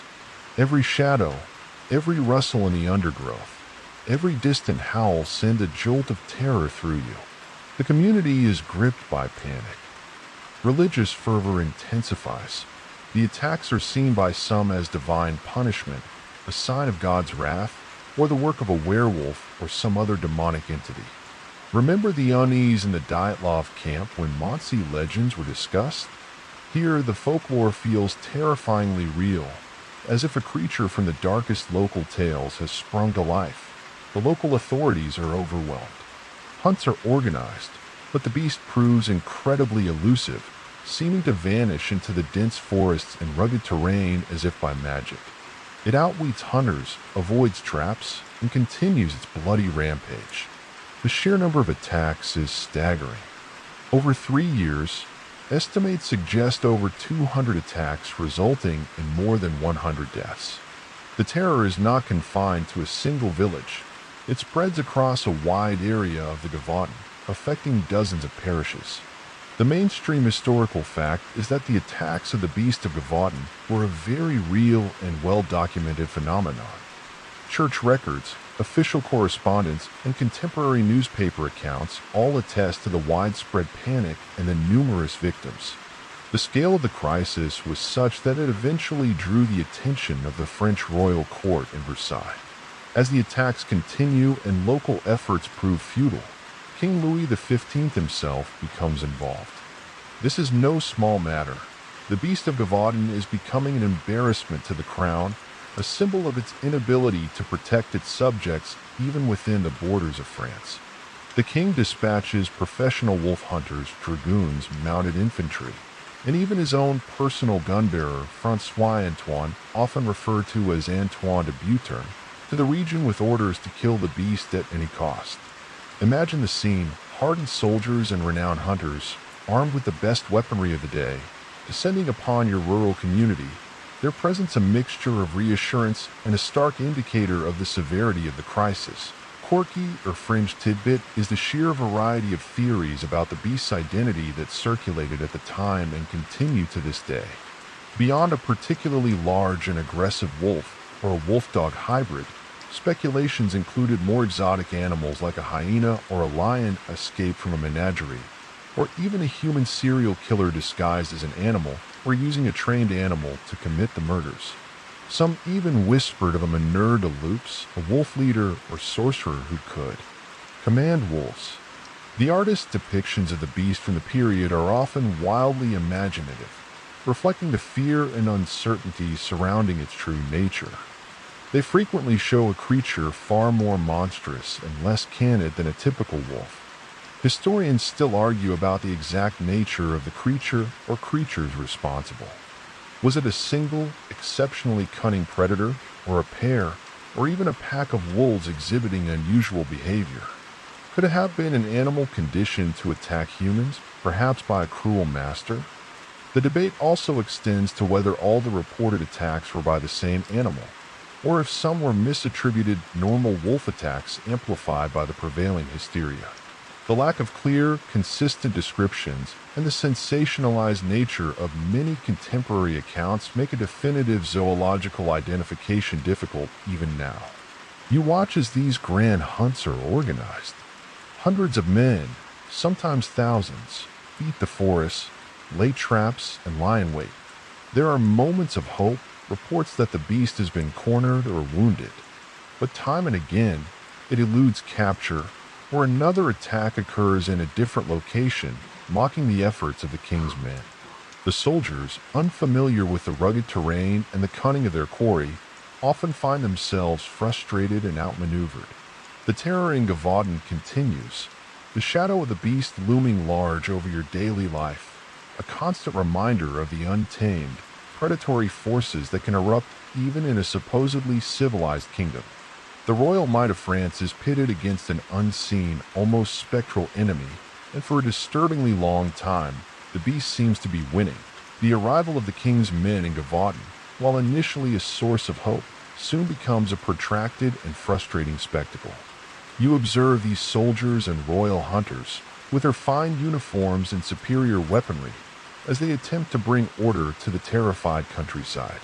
They are a stark contrast to your local militia, who fight with rustic determination but lack the resources and perhaps the specific expertise of these outsiders. Yet, the beast continues its gruesome work, seemingly unimpressed by royal decrees or military might. Francois Antoine, the king's gun-bearer, arrives in June 1765 with great fanfare. He is a seasoned hunter, confident in his abilities. He organizes massive hunts, employing hundreds of soldiers and local volunteers. The forests echo with the sound of horns, gunshots, and shouting men. There are tantalizing near misses. The beast is sighted, shots are fired, but it always seems to escape, often leaving behind a trail of blood but no body.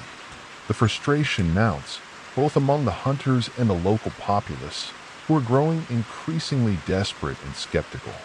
In September 1765, Antoine and his men finally achieve a significant success. They kill a very large gray wolf, measuring nearly 6 feet long and weighing over 130 pounds, an impressive specimen by any standard. Antoine officially declares this to be the beast of Gavaudan. The wolf is stuffed and sent to Versailles to be presented to the king. There is widespread relief. You, along with your neighbors, breathe a collective sigh. Perhaps the nightmare is finally over. Rewards are paid, and Antoine is hailed as a hero. He departs, leaving a contingent of dragoons to mop up any remaining ordinary wolves. But the relief is short-lived. Just a couple of months later, in December 1765, the attacks resume with renewed ferocity. The new beast, or perhaps the original one if Antoine had killed the wrong animal, seems just as savage and cunning as before. The terror returns, sharper this time, mixed with a profound sense of disappointment and betrayal. Had the king's men been mistaken? Or worse, Had they deliberately deceived the people to claim victory and leave? The credibility of the royal intervention takes a serious hit. The renewed attacks forced the authorities, both local and royal, to acknowledge that the problem has not been solved. However, King Louis XV, having already celebrated the supposed demise of the beast and rewarded Antoine, is reluctant to admit failure or reinvest significant royal resources. The official narrative from Versailles largely shifts to downplaying the later attacks, attributing them to ordinary wolves or even mass hysteria.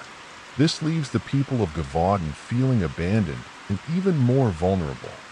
You feel the weight of this royal indifference, a bitter pill to swallow when your children are still at risk. The local hunts continue, now with a grim, almost desperate self-reliance. One name that rises to prominence during this period is Jean Chastel, a local farmer and hunter. Chastel is a somewhat enigmatic figure, regarded by some with suspicion due to his reclusive nature and knowledge of the woods, but also respected for his hunting skills. Remember the local Mansi guides in the Dyatlov Pass story, who knew the land intimately. Chastel is that kind of figure for Gavaudan. The mainstream historical fact is that on June 19, 1767, during a hunt organized by a local nobleman, the Marquis d'Apcher, Jean Chastel shot and killed another large, unusual-looking wolf-like animal on the slopes of Montmouchet. This animal, according to legend, was killed with a silver bullet that Chastel himself had molded, possibly after having it blessed by a priest, a detail that adds to the folkloric, almost supernatural aura of the story. After this killing, the verifiable attacks by the beast finally ceased. The body of the second animal was examined, and its stomach contents reportedly included human remains. It was described as being different from ordinary wolves, with unusual dentition and proportions. This has led to much speculation about its true species. Was it a wolf-dog hybrid, an exotic animal, or simply a wolf with unusual characteristics? The carcass was taken to Versailles, but by then it was badly decomposed, and King Louis XV, perhaps weary of the whole affair or embarrassed by the earlier failure, reportedly ordered it to be unceremoniously buried without extensive study, a quirky or fringe tidbit associated with Jean Chastel, and the final killing of the beast revolves around the stories that Chastel had a particular connection to the creature, or even that he or his family might have been involved in some way with its origins or control, perhaps through witchcraft or the keeping of animals. These are, of course, purely speculative and part of the rich folklore surrounding the event, but they highlight the deep suspicion and fear that permeated the region. Some tales even suggest Chastel knew the beast's habits so well because he encountered it before, or did he use a specific prayer or incantation before firing the fatal shot? Historians still argue whether the animal killed by Antoine in 1765 and the one killed by Chastel in 1767 were the only beasts, or if there were multiple problem animals. They also debate the extent to which mass hysteria and misidentification of ordinary wolf attacks contributed to the legend, especially after the initial, well-documented period of intense predation. The lack of definitive physical evidence beyond the somewhat dubious stuffed wolf from Antoine's kill and the decomposed remains of Chastel's means the true zoological identity of the beast of Gavaudan remains an enduring mystery. For you, living in Gavaudan, the cessation of attacks after Chastel's kill brings a profound, if wary peace. The shadow that has loomed for 3 long, terrifying years finally begins to lift. The royal hunts, with all their pomp and resources, ultimately failed to provide lasting security. He was a local hunter, using his knowledge of the land and perhaps, as legend would have it, a touch of something more, who finally brought an end to the reign of terror. The wild world, in the form of this monstrous predator, had challenged the authority of a king and the courage of a community, leaving behind a legacy of fear, folklore, and unanswered questions. We now sail from the wolf-haunted forests of 18th century France to the frozen, desolate expanses of the Arctic in the mid-19th century.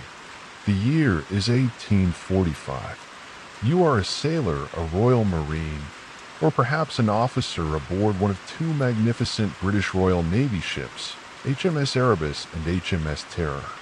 These are not just any ships. They are robust, proven vessels, reinforced for ice navigation and equipped with the latest technology of the era, including auxiliary steam engines. You are part of Sir John Franklin's ambitious expedition, a quest that has captivated the British public, to finally discover and navigate the last uncharted section of the Northwest Passage, the sea route connecting the Atlantic and Pacific Oceans through the Arctic archipelago. There's a palpable sense of excitement and national pride as the expedition departs from Greenhithe, England on May 19th. Sir John Franklin is a seasoned Arctic explorer, a national hero, albeit one whose previous land expeditions have been marked by extreme hardship and accusations of poor leadership. He was unflatteringly nicknamed the man who ate his boots after one particularly disastrous trek. However, this sea voyage is expected to be his crowning achievement. The ships are lavishly provisioned for 3 years, with canned foods, live cattle, an extensive library, and even a barrel organ for entertainment. Morale is high. You and your 128 crewmates are confident, well-equipped, and eager for adventure and the glory that will come with success. The journey across the Atlantic and into Baffin Bay proceeds smoothly. The ships make good time. In late July 1845, you encounter whaling ships in Melville Bay, off the coast of Greenland. This is the last confirmed sighting of the Franklin expedition by Europeans. You and your shipmates are in good spirits, busy writing letters home, full of optimism for the voyage ahead. The whalers report Franklin's men as being well and confident of success. After this, HMS Erebus and HMS Terror sail west into Lancaster Sound, the gateway to the labyrinth and channels of the Arctic islands, and vanish into the icy wilderness. For the first winter, 1845 to 1846, you and the crews of Erebus and Terror find a reasonably sheltered anchorage off Beechy Island. This first winter, while harsh, is manageable. The ships are well supplied, routines are established, and scientific observations are made. Evidence later found at Beechy Island, including the graves of 3 crewmen who died from natural causes, likely tuberculosis or pneumonia, common ailments of the time, and were given proper burials, indicates an orderly and relatively stable encampment. There are remnants of a storehouse, a workshop, and even a small garden attempt. Perhaps you participate in theatrical performances put on by the crew to pass the long, dark winter months, a common practice on such expeditions. However, as you attempt to push further west and south in the summer of 1846, the Arctic's true, unforgiving nature reveals itself. The ice conditions are exceptionally severe. The ships, despite their reinforced hulls and steam engines, become trapped in the relentless pack ice in Victoria Strait near King William Island. This is a notoriously treacherous area, shallow and prone to unpredictable ice movements. Initially, you might not be overly concerned. Being temporarily beset by ice was a known hazard of Arctic exploration. You expect the ice to break up with the changing seasons, allowing you to continue your journey. But the ice does not release its grip. The summer of 1846 passes, and the ships remain locked fast. Then the summer of 1847. You are now facing a second unplanned winter trapped in the ice, and then a third. The situation grows increasingly dire. Provisions, though initially plentiful, begin to dwindle. The canned food, a marvel of modern technology at the time, turns out to be a hidden enemy. Many of the cans were improperly sealed with lead solder, leading to chronic lead poisoning among the crew. This would have caused debilitating physical and mental effects, fatigue, irritability, confusion, and eventually madness and death. Remember the strange behavior of the Dyatlov group. Here, a slow, insidious poison is working its way through your ranks, compounding the already immense stresses of your situation. The mainstream historical fact is that the Franklin expedition was lost with all 129 hands, becoming one of the greatest disasters in the history of polar exploration. The mystery of their fate prompted one of the largest search efforts in history, spanning decades and involving numerous ships and land parties. Sir John Franklin himself dies on June 11th, 1-847, according to a single, poignant note later found in a cairn on King William Island, the only official record ever recovered from the expedition after it entered the passage. The command then devolves to Captain Francis Crozier of HMS Terror and Commander James Fitzjames of HMS Erebus. They are now faced with an impossible situation. Two ships hopelessly trapped, dwindling supplies, a crew weakened by malnutrition, scurvy, and lead poisoning, and no prospect of rescue. A quirky or fringe tidbit relates to the Inuit testimony gathered by later search parties. Inuit hunters reported seeing some of Franklin's men, describing them as thin, desperate, and sometimes behaving erratically. They also spoke of finding evidence of cannibalism among the dying remnants of the crew, a revelation that shocked Victorian society when it was first reported by explorer John Ray, though it has since been largely substantiated by modern forensic analysis of bones found at Franklin expedition sites. Historians still argue about the precise sequence of events and the exact locations where the ships were finally abandoned or sank. While the wrecks of both Erebus and Terror were spectacularly discovered in the 21st century, Erebus in 2014 and Terror in 2016, many details of their final years and the crew's desperate struggle remain debated. You are now part of a dying community, imprisoned by the relentless ice. The initial optimism has long since evaporated, replaced by a gnawing fear and a profound sense of isolation. The Arctic, initially a grand stage for imperial ambition and scientific discovery, has become a frozen, indifferent prison. The silence of the ice fields is broken only by the groan of the pack ice, the howl of the wind, and the weakening coughs of your shipmates. The decision is eventually made, born of utter desperation, to abandon the ships. This is a monumental step to leave the relative, if failing shelter of the vessels and strike out overland, a desperate gamble for survival in one of the most hostile environments on Earth. The wild world, in its iciest, most implacable form, has ensnared you, and the chances of escape are dwindling with every passing day. The decision to abandon HMS Erebus and HMS Terror is made in April 1848. By this point, you and the remaining crew, already depleted by deaths from disease, starvation, and likely the insidious effects of lead poisoning, are in a desperate state. The ships, your iron-willed protectors against the Arctic fury for nearly 3 years, are now tombs, locked fast in the unyielding ice of Victoria Strait, somewhere northwest of King William Island. Hope for a thaw that will release them has long since died. The only choice left, it seems, is to strike out overland. The plan, masterminded by Captain Crozier, is a desperate one, to trek south towards the mainland, aiming for the Great Fish River, now Back River, hoping to follow it to a Hudson's Bay Company trading post, hundreds of miles away.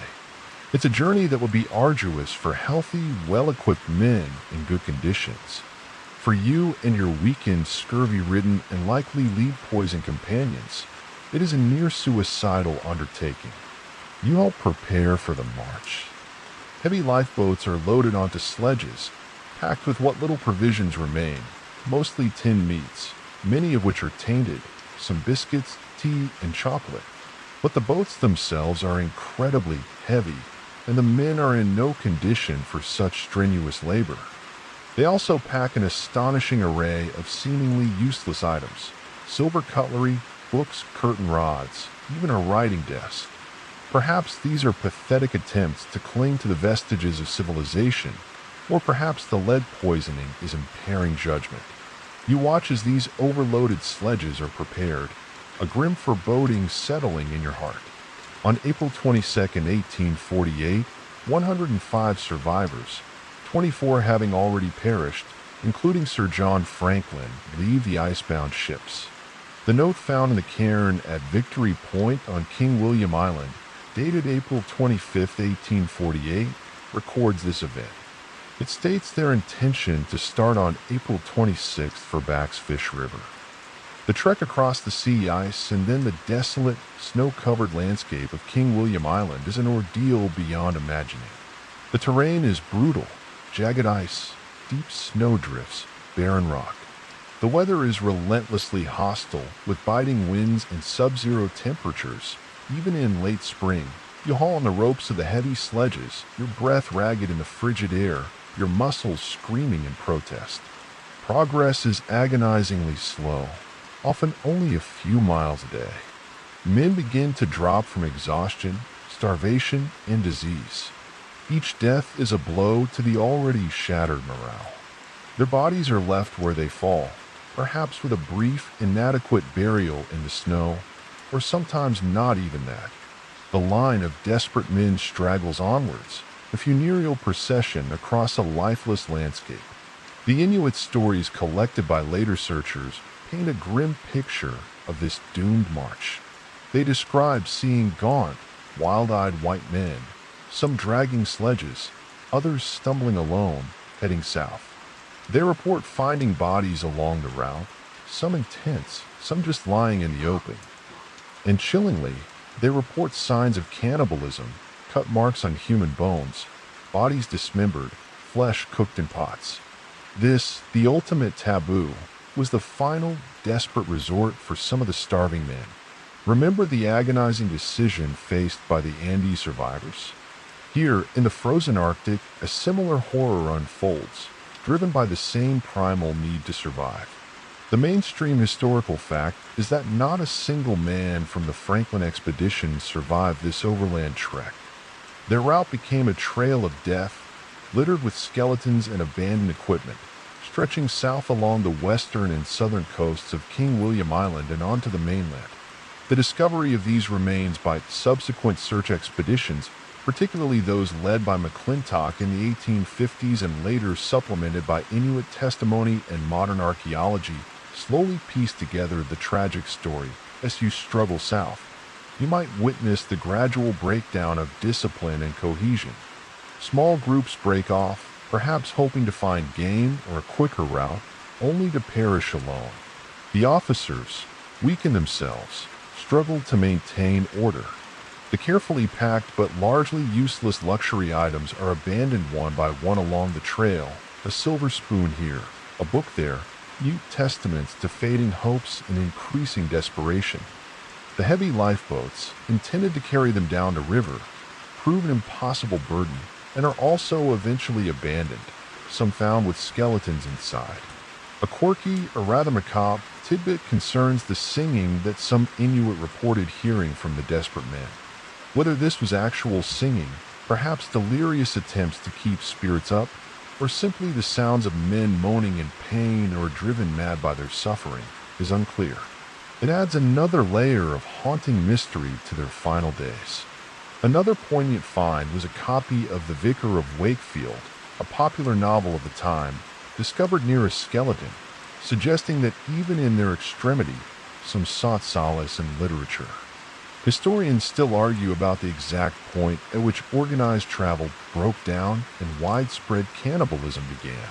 Was it a calculated decision by desperate groups, or isolated acts by individuals pushed beyond the brink of sanity? The forensic evidence suggests that it was likely a late-stage phenomenon, occurring after all other food sources were exhausted and the men were already dying from starvation and disease. The harsh environment of King William Island offered little in the way of game, especially for men unaccustomed to Arctic hunting techniques and weakened by illness. Your own journey ends somewhere along this icy trail of tears. Perhaps you succumb to scurvy, your gums bleeding, your joints swollen and painful. Perhaps it's the lead poisoning that finally fells you, your mind confused, your body racked with pain. Or perhaps it's simply starvation and exposure, your last reserves of strength ebbing away as you collapse into the snow, the vast white indifference of the Arctic your final witness. The dream of the Northwest Passage of glory and discovery has died a slow, agonizing death with you and your comrades, leaving only bones and a haunting silence in the frozen wilderness.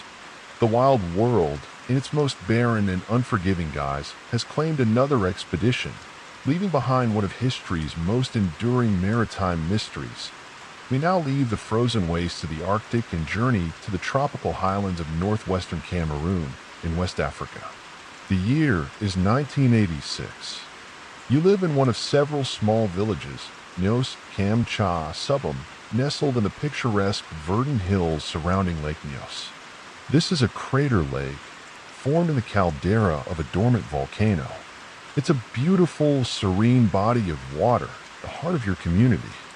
You and your neighbors farm the fertile volcanic soil, raise cattle, and live a life deeply connected to the rhythms of this lush, seemingly peaceful landscape.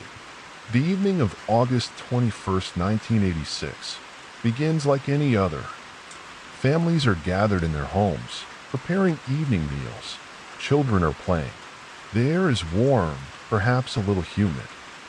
Some villagers later recall hearing a rumbling sound from the direction of the lake earlier in the day, or noticing that the water looked unusually agitated or discolored, but these were subtle signs easily dismissed. There was no dramatic warning, no violent eruption, no obvious sign of impending catastrophe. Then, in the late evening, something silent and invisible begins to creep out from Lake Nyos. It's not fire like in Peshtigo, nor a physical predator like the beast of Gavadan. It's a cloud of gas carbon dioxide, CO2, that has been gradually accumulating in the cold, deep waters of the lake, held down by the immense pressure. Lake Nyos is one of only a handful of known exploding lakes in the world, a rare geological phenomenon where dissolved CO2 can be suddenly and catastrophically released in what is known as a limnic eruption.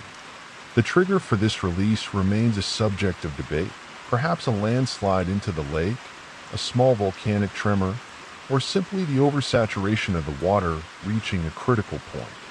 The CO2, being heavier than air, flows silently and swiftly down the valleys radiating from the lake, like an invisible river.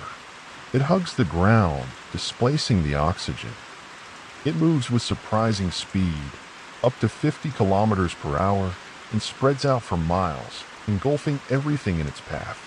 You are at home, perhaps you've just finished dinner, or are settling down for the night. You might notice a strange stillness in the air, an unusual quiet as the insects and birds fall silent. Then a sense of unease, perhaps a slight difficulty breathing, a feeling of dizziness or confusion. For many, that is all they experience before losing consciousness. The gas is odorless and colorless. There is no dramatic choking sensation as with smoke.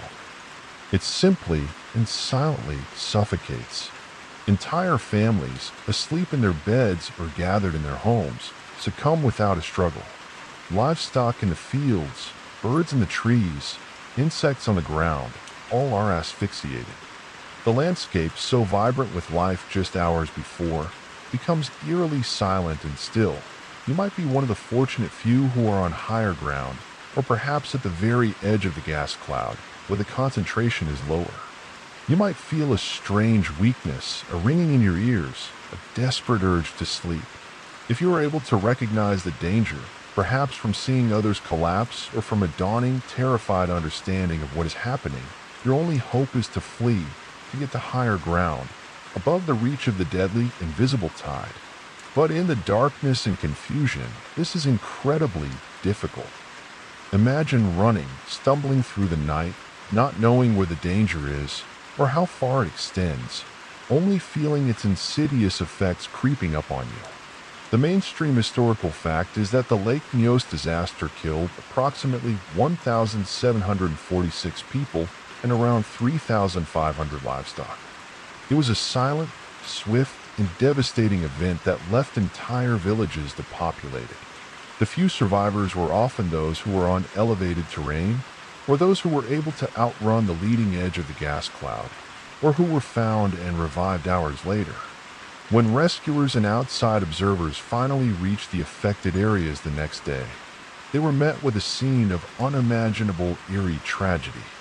It was not a scene of destruction like an earthquake or a fire. The houses were intact, belongings undisturbed, but the people and animals lay dead, as if they had simply fallen asleep and never woken up. The silence was profound. The air still hung heavy and dangerous in the low-lying areas. Some rescuers themselves became ill from lingering gas.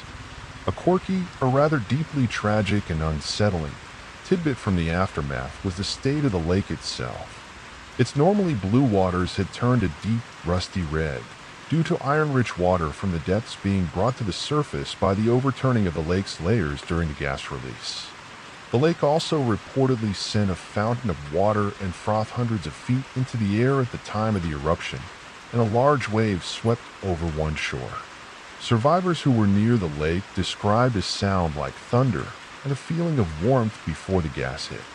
Historians and scientists still argue about the exact trigger mechanism for the 1986 Limnic eruption at Lake Nyos, and also about the precise volume of CO2 released, though estimates range from 0.3 to 1.6 million tons.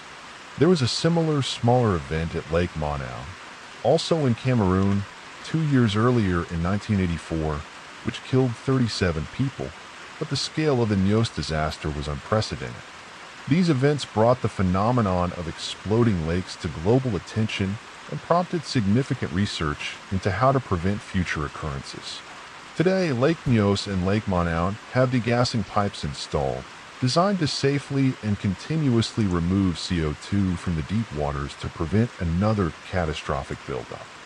For you, if you survive this silent killer, the experience is profoundly traumatizing. You have lost family, friends, your entire community. The very lake that was central to your existence, a source of water and life, has become a source of unimaginable death.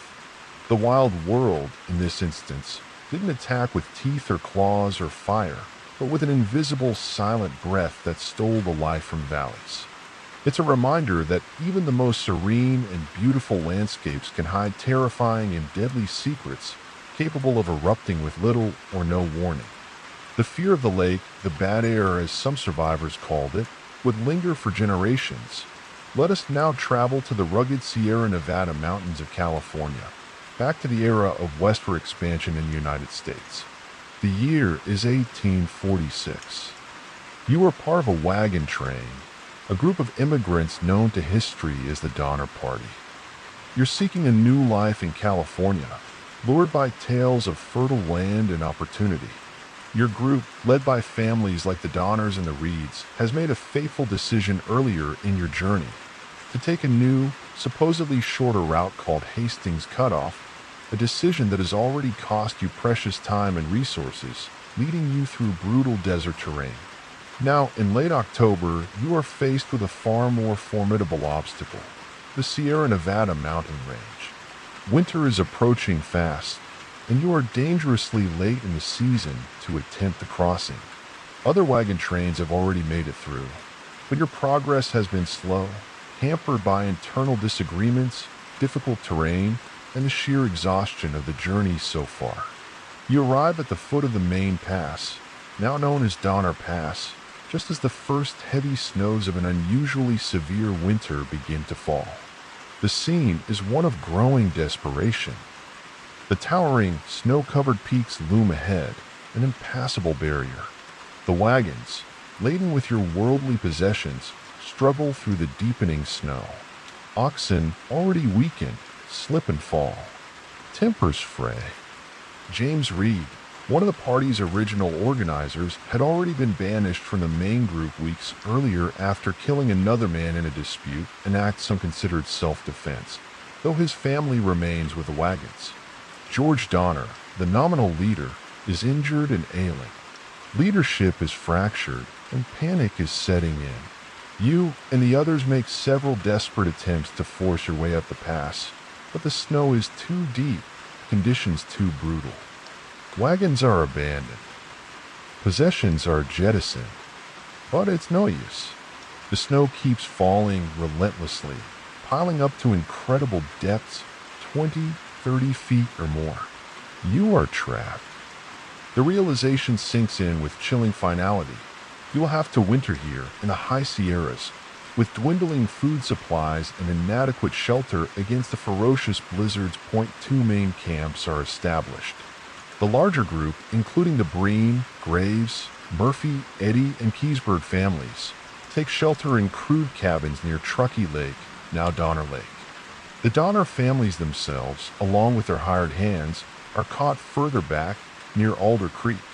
Unable to reach the main lake camp due to George Donner's injury and the deepening snow, you huddle in your makeshift cabin, perhaps constructed against a large boulder or using parts of a wagon, the walls chinked with mud and canvas, offering scant protection against the howling winds and sub-zero temperatures. The winter of 1846 to 1847 in the Sierra Nevada is one of the harshest on record. Storm after storm batters your encampment. The snow buries your cabins, sometimes completely, forcing you to dig tunnels to get out. Food runs out with terrifying speed. The cattle, your main source of protein, are lost in the snow or die from starvation and are quickly consumed. You resort to eating boiled hides, charred bones, twigs, anything that might offer the slightest sustenance. Starvation becomes a constant, gnawing presence. Remember the Andes survivors boiling leather from luggage? You are experiencing a similar, desperate hunger. The mainstream historical fact is that of the 87 members of the Donner Party who were trapped in the Sierra Nevada, only 48 survived. The ordeal was characterized by extreme suffering, starvation, disease, and ultimately, cannibalism. The first deaths from starvation and illness begin to occur in December. The despair in the camps is profound. People weaken, become apathetic. The cries of starving children echo in the freezing, cramped cabins. Several attempts are made by small groups to break out and seek help. The most famous of these is the Forlorn Hope Expedition, a group of 15 of the strongest men and women who set out on snowshoes in mid-December, hoping to reach Sutter's Fort in California. Their journey is an epic of suffering. They endure blizzards, frostbite, and extreme starvation. After nearly a month completely out of food, they too resort to cannibalism to survive, using the bodies of those who die along the way. Of the 15 who set out, only 7, 5 men and 2 women, eventually make it to safety after 33 brutal days. Their arrival prompting the first rescue efforts. A quirky, or rather grimly illustrative, tidbit from the Donner Party saga is the story of Louis Keysburg, a German immigrant who became one of Anders Gerhe's most controversial figures of the ordeal. He was among the last to be rescued from the lake camp and was accused by some survivors of hoarding food and even of murdering others for their flesh, particularly Tamsin Donner, George Donner's wife, who had stayed behind to care for her dying husband. While some of these accusations are unproven and likely exaggerated by the trauma and recriminations that followed, Keysburg became a symbol of the darkest aspects of the Donner Party's suffering. Historians still argue about the extent of the cannibalism, culpability of various individuals for the decisions that led to the entrapment, and the precise sequence of events in the starving camps. The diaries kept by some survivors, like Patrick Breen, provide a stark day-by-day account of the deteriorating conditions and the mounting death toll. Still snowing, snows very fast, no relief yet, difficult to get with provisions scarce. Peggy very uneasy. Back in your snowbound cabin, you witness humanity stripped to its barest essentials. Acts of incredible selfishness coexist with acts of profound sacrifice. Mothers try to shield their children from the worst of the hunger, sometimes starving themselves in the process. The bonds of family are tested to their absolute limits. The decision to consume the dead, when it comes, is born of the same agonizing necessity faced by the Andes survivors and Franklin's men. It is a desperate, horrifying choice between taboo and survival. The first relief party finally reaches the lake camp in late February 1847, nearly 4 months after you became trapped.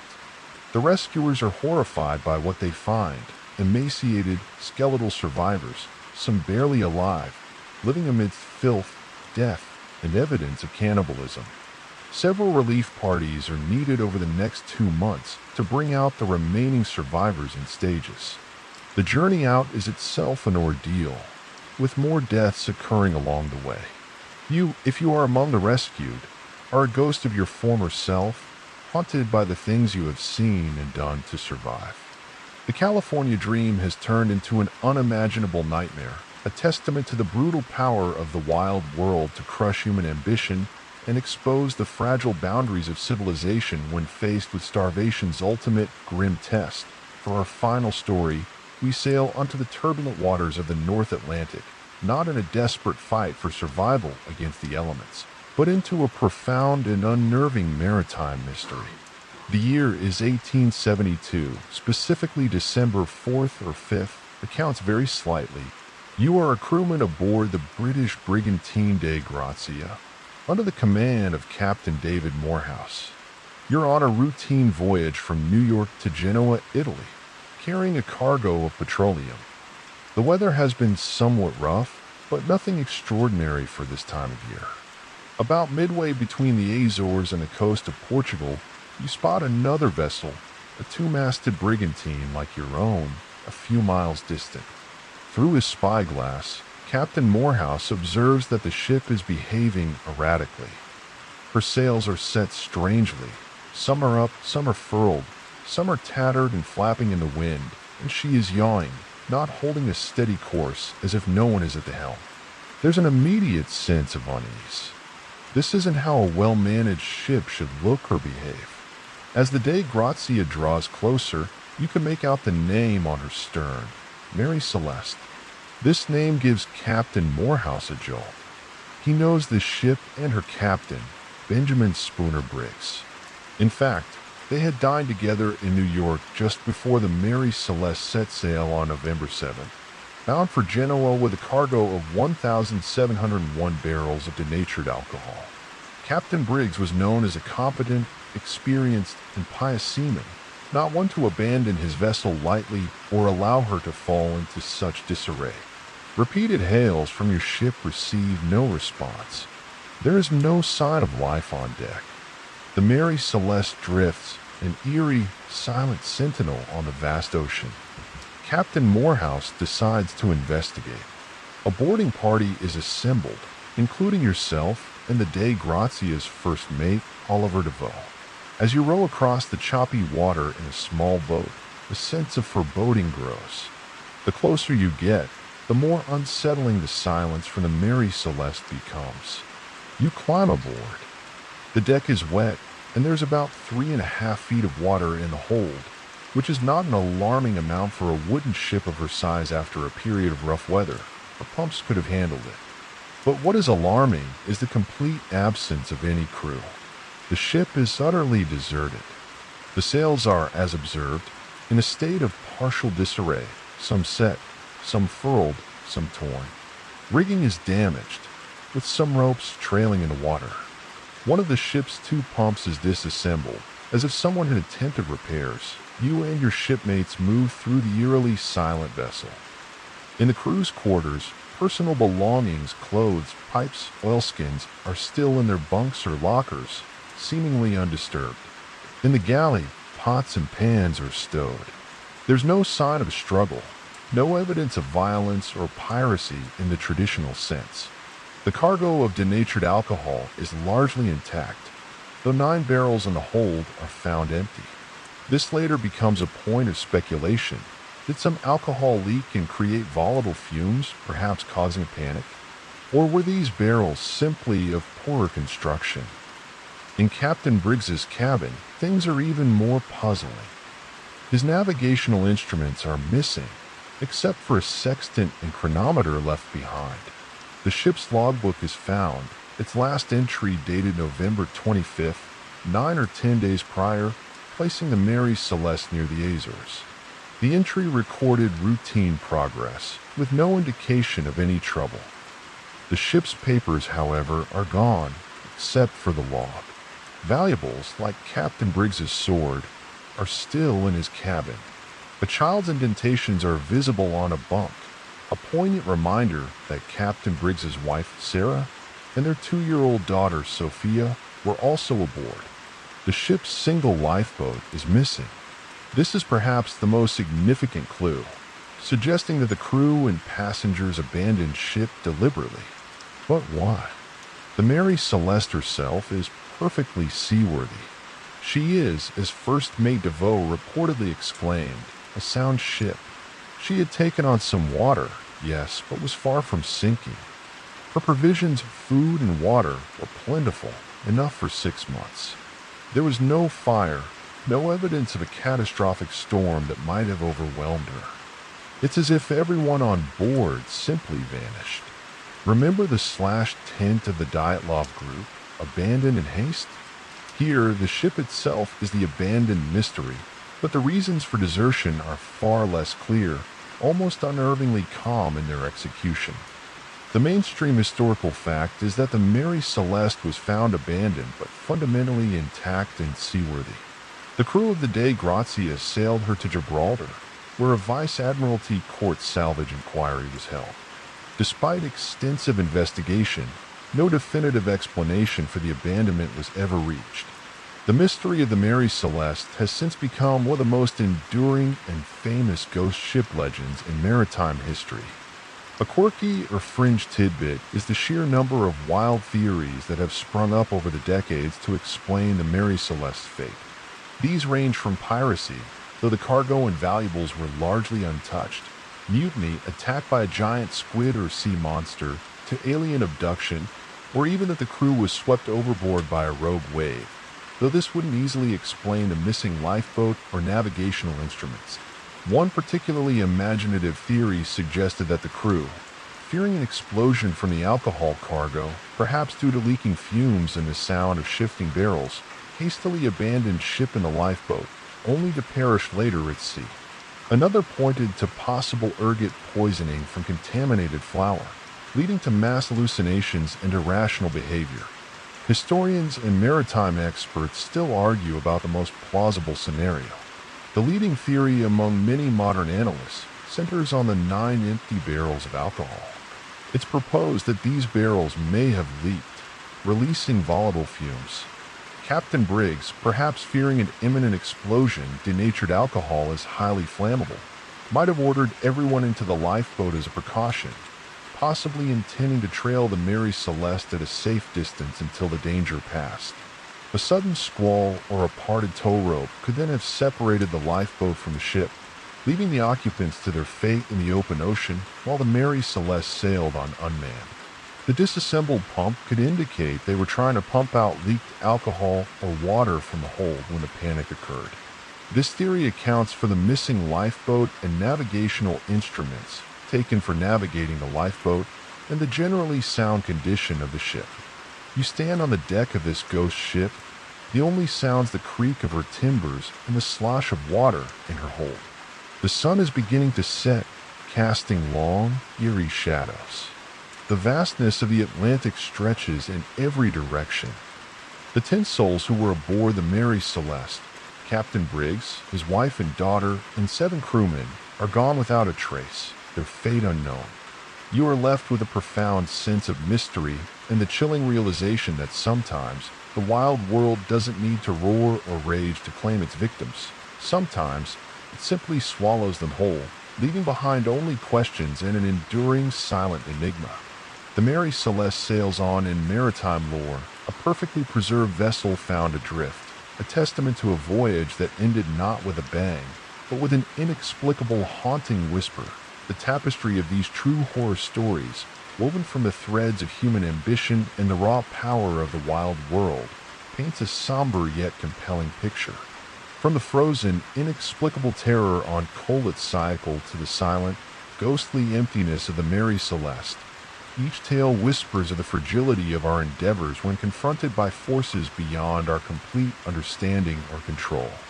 We walked with you through blinding blizzards in the Urals and the Andes, felt the searing heat of the Peshtigo firestorm, and sensed the chilling presence of unseen predators in Savo and Gavaudan. We've drifted in the desolate Pacific, stalked by sharks, and starved in the ice-locked grip of the Arctic and the snowbound Sierras. We've even felt the silent, suffocating blanket of gas from a lake that turned monstrous. These are not mere fictions designed to entertain, but echoes of real lives, real struggles, real fears. They remind us that the boundary between our structured world and the untamed wilderness is often thinner than we imagine.